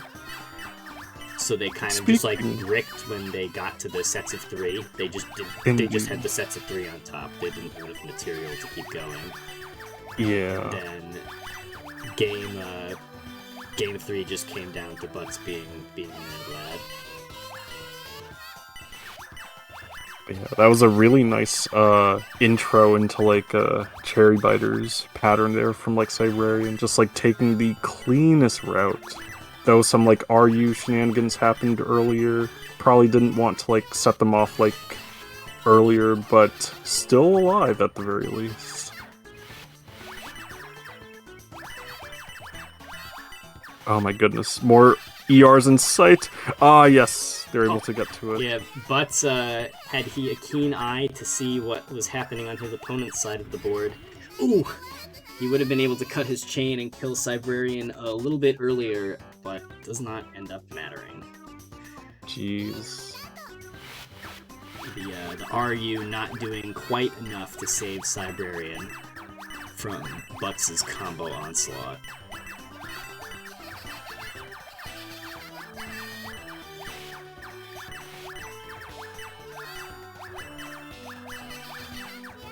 Alright, neat work with the chain there.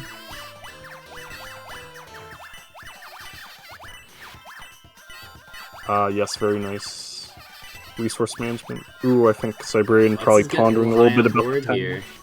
Ah, yeah. Yeah. Ooh! I need to, yeah. Oh, just, yeah, ran out of material. Die last game.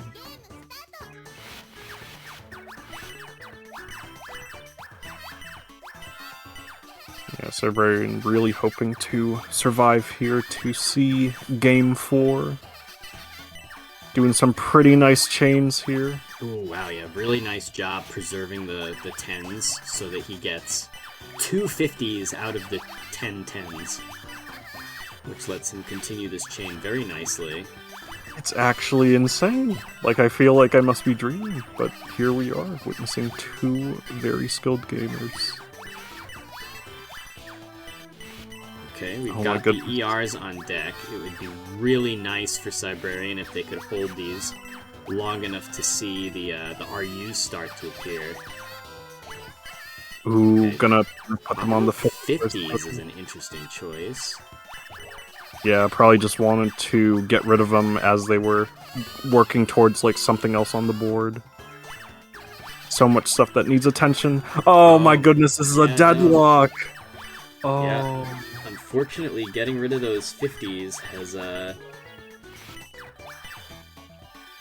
left Psybrarian a 7-line blockade without any 50s to get rid of the one he has on hand. And with that, Butzbb is going to advance to Grand Finals. Not nice a flawless victory, but still a fairly convincing one. Mm-hmm. All right, and it's going to be me and Yeehaw.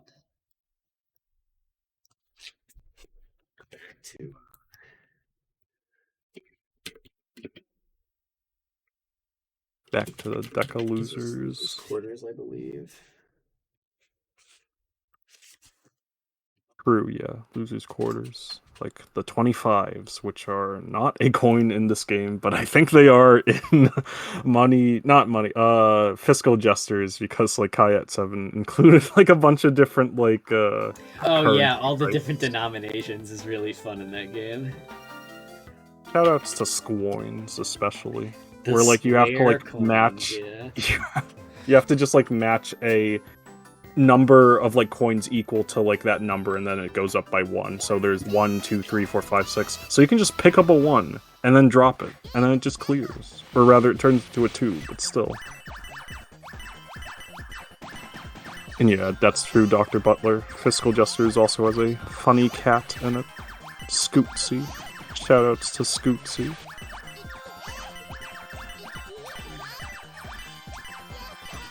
Oh yeah, Yeehaw putting up quite the chains here.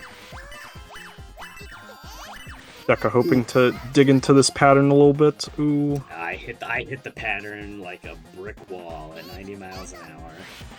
Rough. Not ready. It happens, yeah. I was like pondering about like digging into like the very center of it, I guess. But even then I would probably be like flustered as well.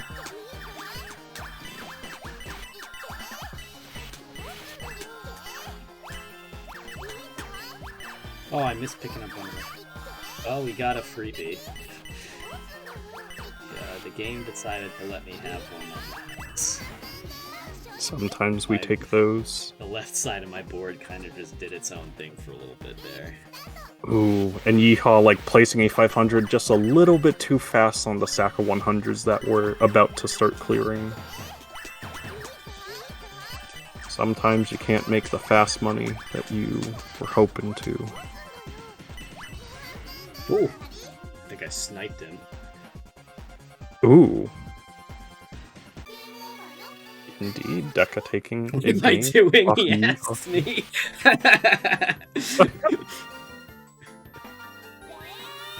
Wait, oh my goodness. That Miser Gaming.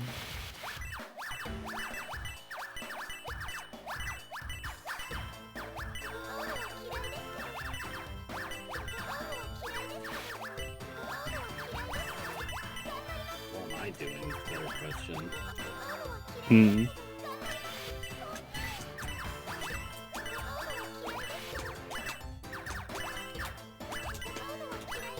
Both players slowly approaching the columns. That's only 4. I can count. Sometimes. Oh my goodness! Wasn't enough. Just counting wasn't enough.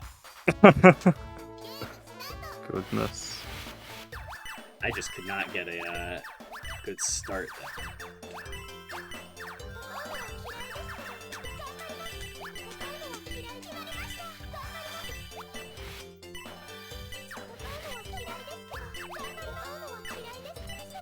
Nice chain from Yeehaw here. Send Deka so much damage. Oh my goodness. Yeah, I just was not ready. Yeah, it's a very tight board there with the Okay, one just lone ER.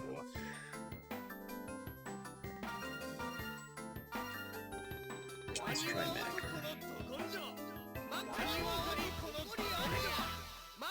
Honey Macker.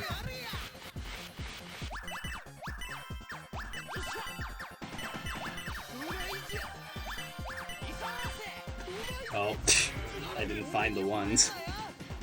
Oh no! Oh my goodness, yeah. Unable to reach the 5 quickly enough.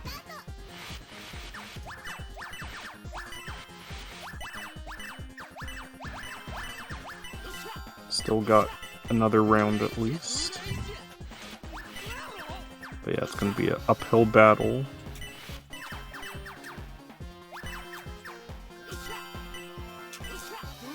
Deka's snagging a bunch of ones, very nice, to just like make sure that there aren't too many lingering ones around. At least like for that section. Meanwhile, Yeehaw, oh my gosh, they are just really stuck here on this board. Oh my gosh, stacks up some of the ones, but unable to clear them. And suddenly Deka is back in the game for this round 3.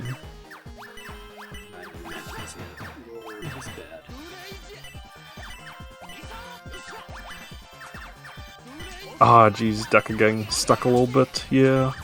Able to line up some matches, though. And able to, like, chain pretty deeply, which is awesome. Oh, stuff is, like, poking out a little bit, but it's fine. It's all gonna clear. Oh my goodness, No, the save. Ah, yeah, true. Still bought a little bit of time, and Yeehaw's also used up their ER, I think. No! Damn, I need more time. Ooh. Pressure was there. Goodness gracious.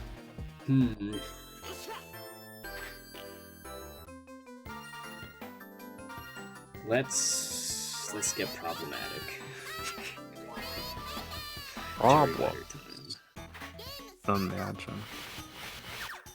This sweet girl, problems? Imagine. Please.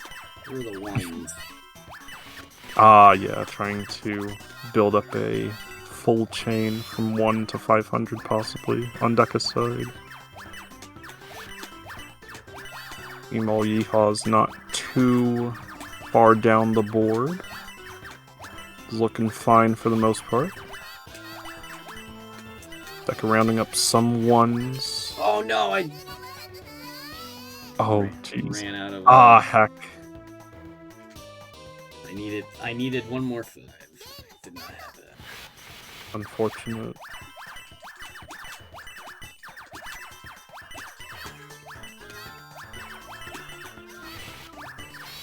Sometimes you can't count. Counting is very hard.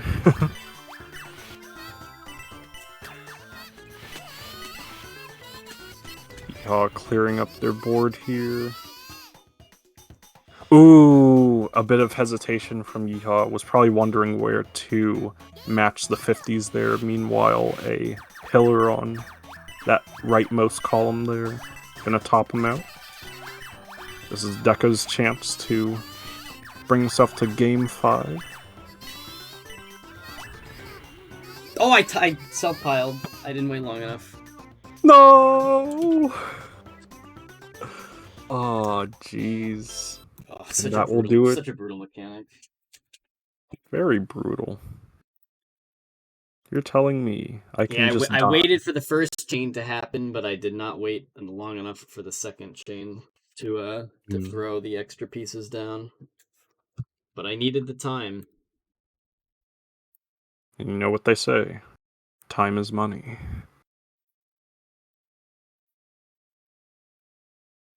But yeah, up next we shall be having Laml and Yeehaw. So we're just going to be following them over to losers semifinals. Winner of that fighting Psybrarian. And then winner of that fighting Butzbb in Grand Finals. Still undefeated game-wise, but close, though, against Psybrarian. Yeah, Psybrarian definitely showing he can bleed a little bit, at least. But just a smidge.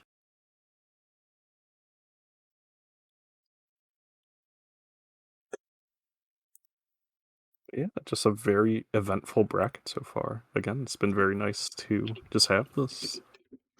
We are on to losers semis now. Remembering to update these things. Exchanging the round. Exchanging the rounds. The round title for a new one. Look, they just the puns just come way too easily.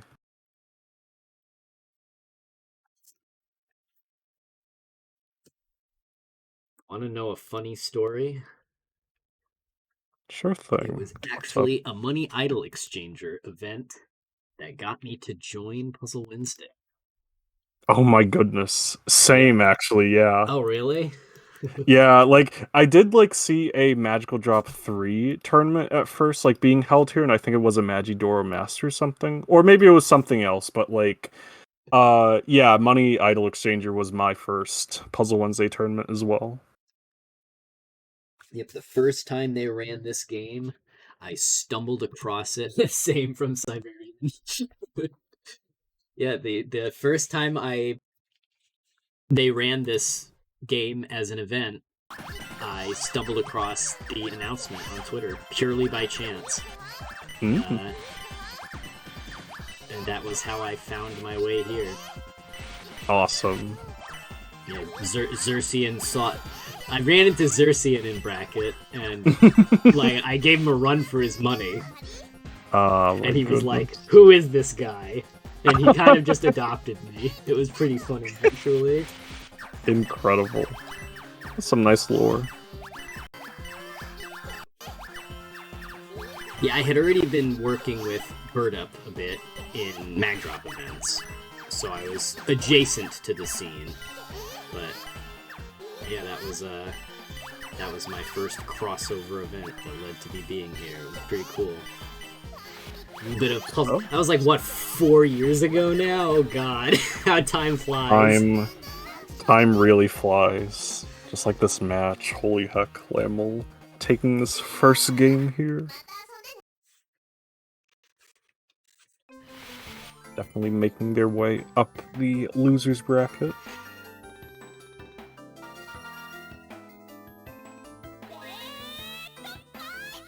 And we'll be going to Detmiser. Definitely the fan favorite tonight. Indeed. A lot of representation for our girl. Round 2 Detmiser is crazy. Or game 2, rather, but still.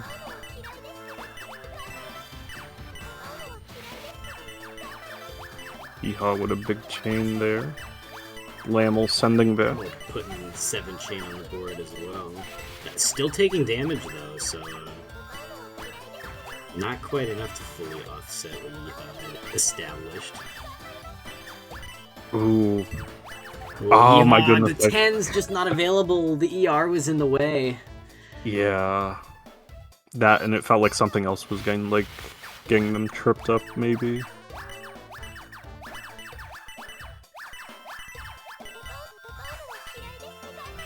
That's a new round. No, do you remember who it was who originally decompiled the damage patterns in this game? My best bet would maybe...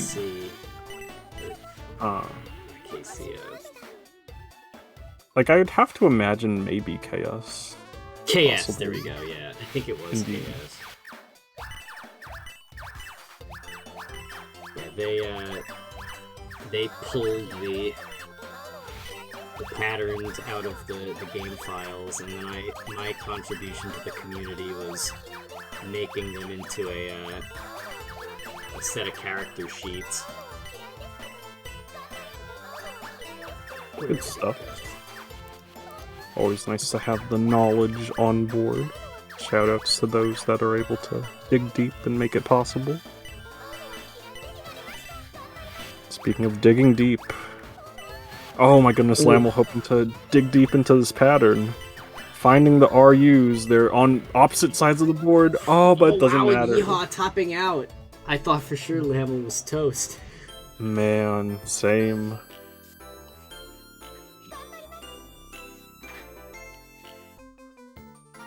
There's a lot of catching up to do. Alright, LD Labor. To the opposite end of the tier list. If low tiers don't work, switch it up. The down up. Or the up down, either way.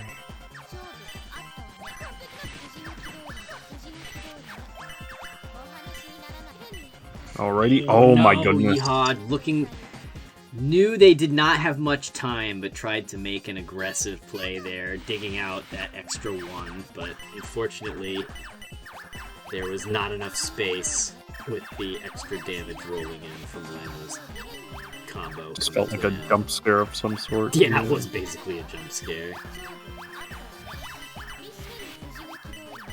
Alright, now Yeehaw is faced with a very awkward pattern here. Indeed. Oh my goodness. Goes for the hundreds. Unfortunately, unable to find them quickly enough. And so Laml is going to take a quick 3-0 here. And move on to rematch Psybrarian. So let's see if it might be what, they're 6 hours ahead of us? Might be 2:30 over there, but let's see if Laml has woken up since their match in winners round 2.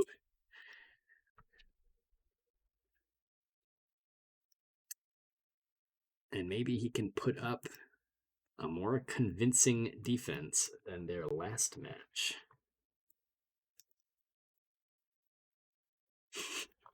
Should be an exciting watch for sure.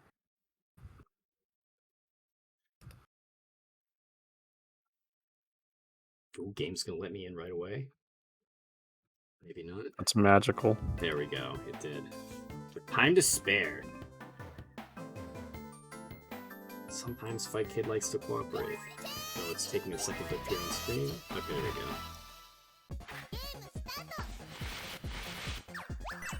go. Not Fight Kid, but OBS taking its time to fix that. Psybrarian having a difficult time deciding how he wanted to open the pattern because he grabbed the 250s and then realized he did not have the hundreds on, he did not have the hundreds on board to extend the chain after that. And so now he's put himself in a little bit of a pickle. Okay, big clear on the ones, gonna start making some space, but the hustle must occur. Oh my gosh. He putting the ER on top of the ones locked him out. Yeah, just a really rough start from Psybrarian that round. Kind of costing him. Laml just sort of stealing up all the momentum there. Oh, but this round, we've got a nice chain. Manages to offset like 4 of the lines there. Gosh.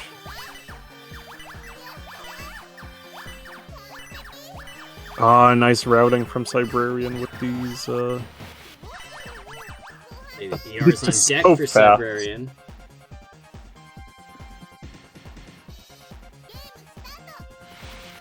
Yeah, Yeehaw, you're definitely a strong contender in this game. You definitely earned your seed. I guess we seeded Laml low out of for not being active.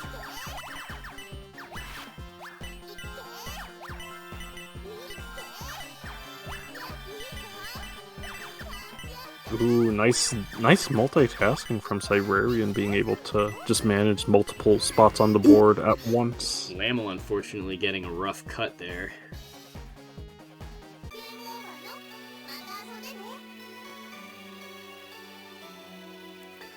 Okay, so first game going to Psybrarian. Both of them probably looking for a cup of coffee at the moment. Yeah, time to wake up with some macker. Macker in the morning. Oh my goodness.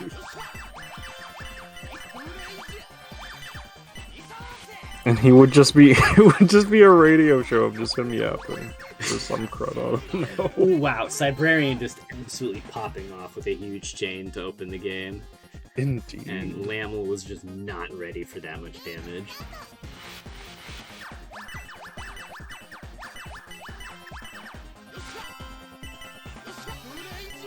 Stacking a bunch of 100s up here on Psybrarian's side.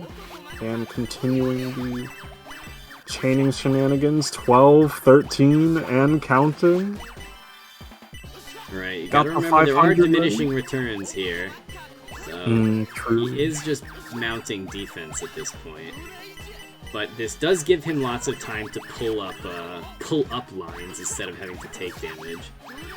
Okay, so absolutely zero action on Laml's side of the board coming out of this this ER he's popped. Dang. But still able to manage, though. Alright, getting really nice 10 chain, though. Wow. But Psybrarian has the ERs on deck. He'd saved them for a rainy day. But also not seeing much action, it's not going to matter. That's insane, yeah. Such a With that kind of speed, I almost would have wondered if they could, like, dig through the board there.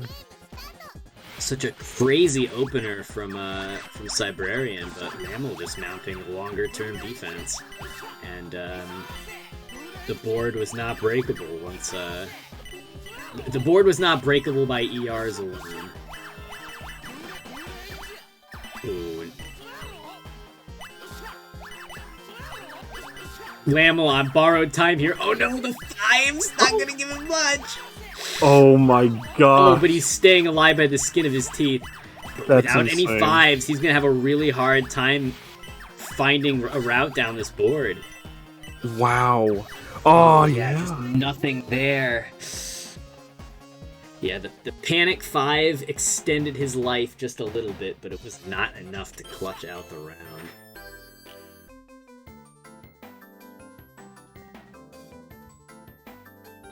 Where does one Right, even some go? thinking going on here. Laml needs to come up with a new game plan. Ooh, we're gonna see a little bit of Dog Boy. The one and only.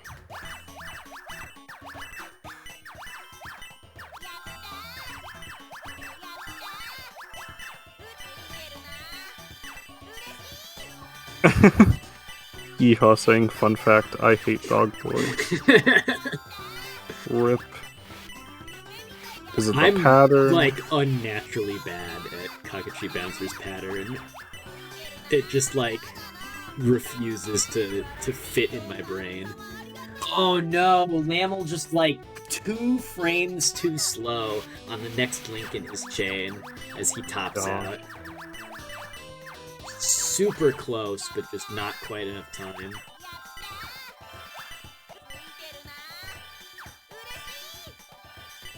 Yeehaw, Right. clarifying, not the pattern, the character. Aw. Oh, you don't like the pet. You don't like poor. Look at him. He's just a poor little uwu. Oh my goodness. But yeah, Right. that will be Psybrarian 3-0. Holy moly. Oh, I forgot to update it. That was Losers Finals. So now we head back to Grands. Grand Finals. As Butzbb. Psybrarian searches for a comeback. He's going to need to win 6 games against Butzbb. A feat that someone might have a lifetime achievement of if we look really hard. Goodness. Nope, this is going to be FT3.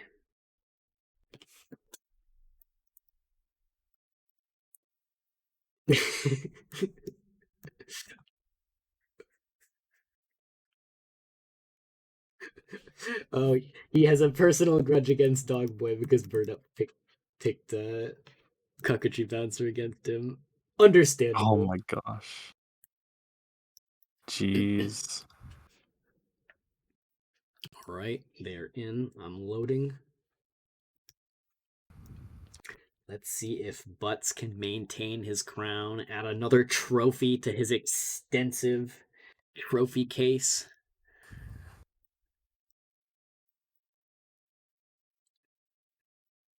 Or if there will be a new era upon us. Yeah, Butzbb may still be reigning pretty supreme here in Money Idol Exchanger. But new era upon us. Mentioned before that Magidoro Masters is going on. We have seen quite a lot of shakeups in the last year or so. A couple of new players making some big moves. Big moves like Psybrarian's like opening chain. There's so much stuff to just like keep it going. Oh my goodness. Butzbb putting off some ERs on the 1s and 50s. Just keeping things moving. Oh my goodness. And yes, Psybrarian's just doesn't have enough material. Oh, man. There's not enough space on board.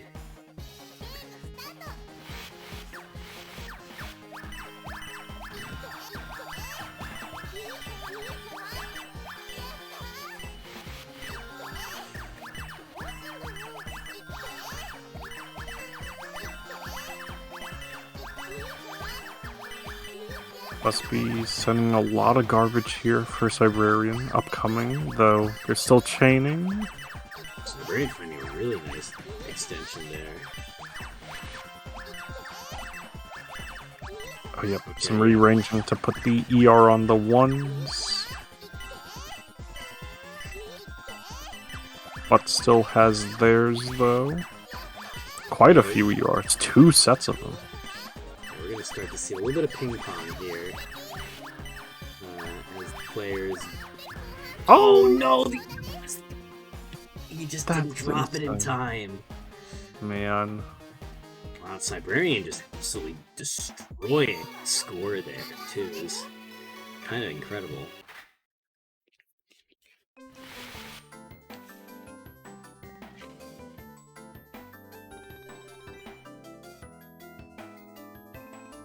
So yeah, 1-5 is a great way to use the ER on Exchanger. Just saves you the effort, and it gets rid of half of your board. Exactly. And then all the 10s and 50s come together into harmony and make lots of 100s.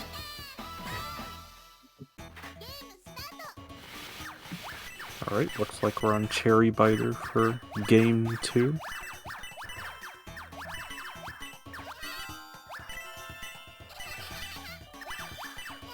Ooh, some big matches coming out. Yeah, a little bit of a double chain there that Psybrarian might have wanted to avoid. Hard to say. Oh my goodness. Down a 5? Oh, okay, they good save. Oh, but this is just so tricky. Oh, they missed the column! That column 4. Or column 3. Mm-hmm. I saw those. Whoa.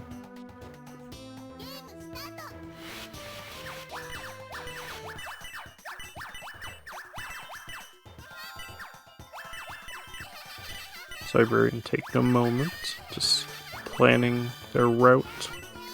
And it does pay off a little bit. Both players taking a bunch of damage. Ooh, nice management with Psybrarian with these coins to make sure they have enough to get through this pattern. But it's going to be more demanding as Butts piles on more damage. The rank up, the 500s. No! Oh, but there's just not enough action.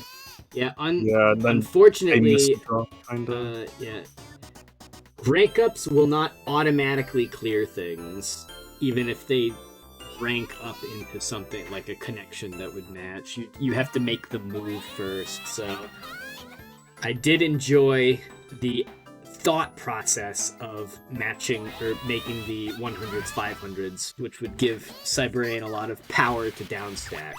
Unfortunately, he just did not have the freedom required to get the ball rolling. Yeah.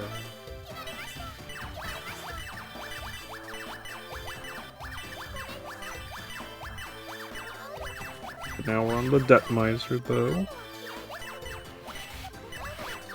Detomizer is the pinnacle of chain theory. Just keep counting, keep going. Oh, we're gonna save 4 ones for a rainy day. A little bit spicy, though. Wonder if it was just like an accident, though. They're gonna get cleared, though. Yeah, it's all good. Oh my goodness, Butts on 21 and counting. Just chaining away.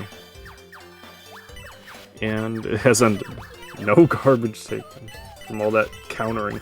Ah, the Pillar of Ones on Psybrarian's side.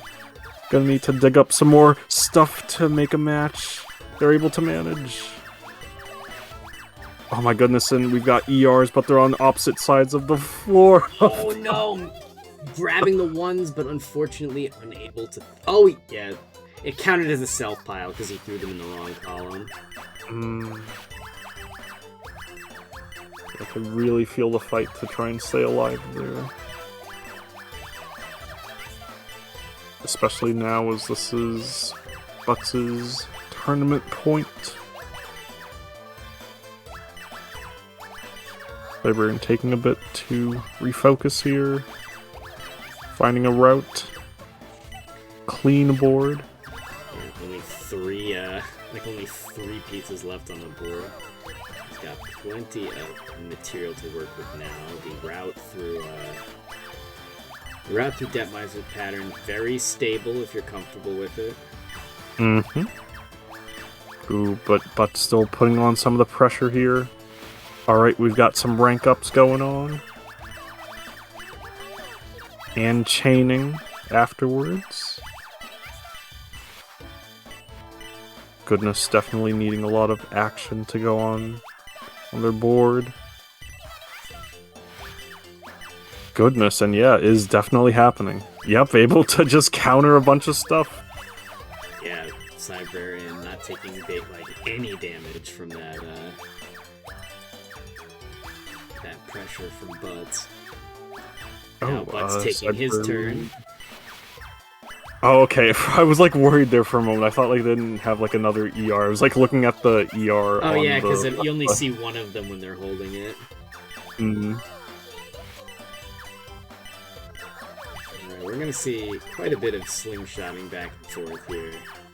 Let's go. Until we find someone finds a hole in the defense. Butt's gonna hit both 1s and 10s with his ER. Oh, I like this setup from Psybrarian, where he will pop the ER. Oh my gosh. Well, Butz is still chaining away? Waiting for Butz to let his chain resolve. Just resting the fingers. Yeah, this is an incredibly mechanically intensive game. You may not think that because it's a puzzle game, but for people who are familiar with guideline Tetris and stuff, these games get really intense. Oh yeah. And unlike Magical Drop, Money Idol Exchanger does not have any movement tech, or at least not that I know of. Yeah. So you've got to, you've just got to hustle. That's really all there is to it. I do remember when I was still newish to Money Idol Exchanger, but I had seen some Mash Tech stuff shenanigans being discovered in Magical Drop. I thought that this game also had mash movement from the way animations looked, but it wasn't the case. Oh, a very hard fought round, but unfortunately, Butz is going to find a chink in the armor. and emerge once again our champion. I think this is like 16 now that he's won. Possibly. You'd But have to go yeah, back and very great check. work. All right. And with that, congratulations to our champion. Congratulations to our two European competitors making second and third. Big Heck thanks yeah. to them for putting on such a cool show um, that they had to stay up late to deliver. Indeed. Hope you're able to get some well-deserved Yeah, rest they for they that. have definitely earned a nap after that one. But with that, our upcoming events this Saturday. Don't forget, flash it on here just real quick. We do have Magidoro Masters event this weekend, where players are competing for everybody in the top 8 gets points depending on their placement. And at the end of the 5 tournaments, there will be a finals with the top 8 point scorers where we compete for, I believe it's like a $500 prize. So Mm-hmm. competition is fierce. And the scene may be well established, but that doesn't mean there aren't newcomers. Last year, we had a newcomer who qualified and unfortunately had an internet outage and they could not compete in the finals, which was very sad. But they've been taking games off of Rudolph and not Landolt. Rudolph and Juanpa, who for many, many years were virtually undefeated. We also have Scherzo, who has been making moves at the highest level as well. So I think we have 4 solid contenders for our first place this year. So it's very hotly contested. And that's not to say there isn't a big group of people right behind them biting at their heels. Um, but back to Puzzle Wednesday's schedule. Next week, we have Crossroad Crisis on the PlayStation 1, where you get to help your duck safely cross the road to the other side by So true. Oh my by gosh. panel swapping around these crossroads and linking them up. Mm-hmm. Then on April 2nd, to kick off Funny Month, we have a funny classic, Yoshi, the column swapping game, where you control Mario and you swap 4 columns back and forth as garbage rains down on you. Your goal is to make pairs, and I believe the winner is the first person to empty their board, or if you top out, you lose. Then on April 9th, we have Puzzle Uo Poco co op, where we are going to have duos compete in some sort of score attack. This game is a very fun pinball pachinko esque game where you shoot your piece onto the board by pulling down on a spring that hits the ball. The very fun game, super cool. Big fan of this one. I'm definitely going to be there for that one, and you Yep, and should it's gonna too. be a co-op bracket as well, so make sure to bring a Yeah, friend bring to a try and friend. like score those big points. And then April 13th, all of that hard work from the Gururin lobby is paying off as we are finally going to be hosting another Gururin bracket. Everybody's favorite washing machine flavored puzzle game. Yep, Match your funny little guys by spinning your board and shifting gravity and trying to drown in your own laundry. goodness Because this gracious. game is a game of accumulating damage for sure.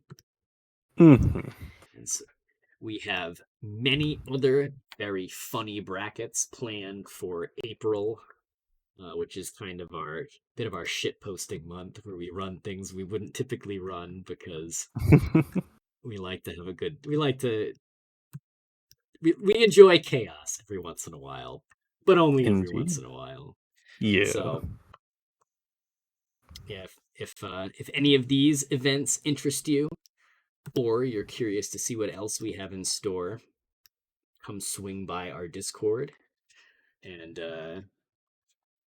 you can see where we keep updated at least 2 months in advance, typically, worth of events. So you can plan ahead if you want.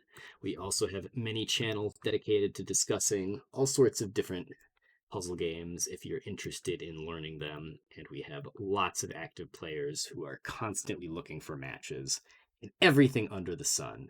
So it's a great place to just hang out and play games that you typically can't find matches in. Mm-hmm. And with that, we are going to be calling it a night. Big shout outs to Masa, our TO, for running everything behind the scenes, calling all the matches and doing all the score reporting. We could not run these events without wonderful volunteers like her. Thank Indeed. you for joining me on the microphone. Note. Was glad to commentate on the exchanging. Yep. And with that, do we have anybody we want to raid? Oh, actually, I don't know if I don't have raid commands set up right now. True. So we are just going to call it a night. Fair enough. With that, good night, everybody. My European friends, you have earned a nice sleep. Everybody else, you've earned a sleep as well. So we will see you next time. Goodbye. Farewell.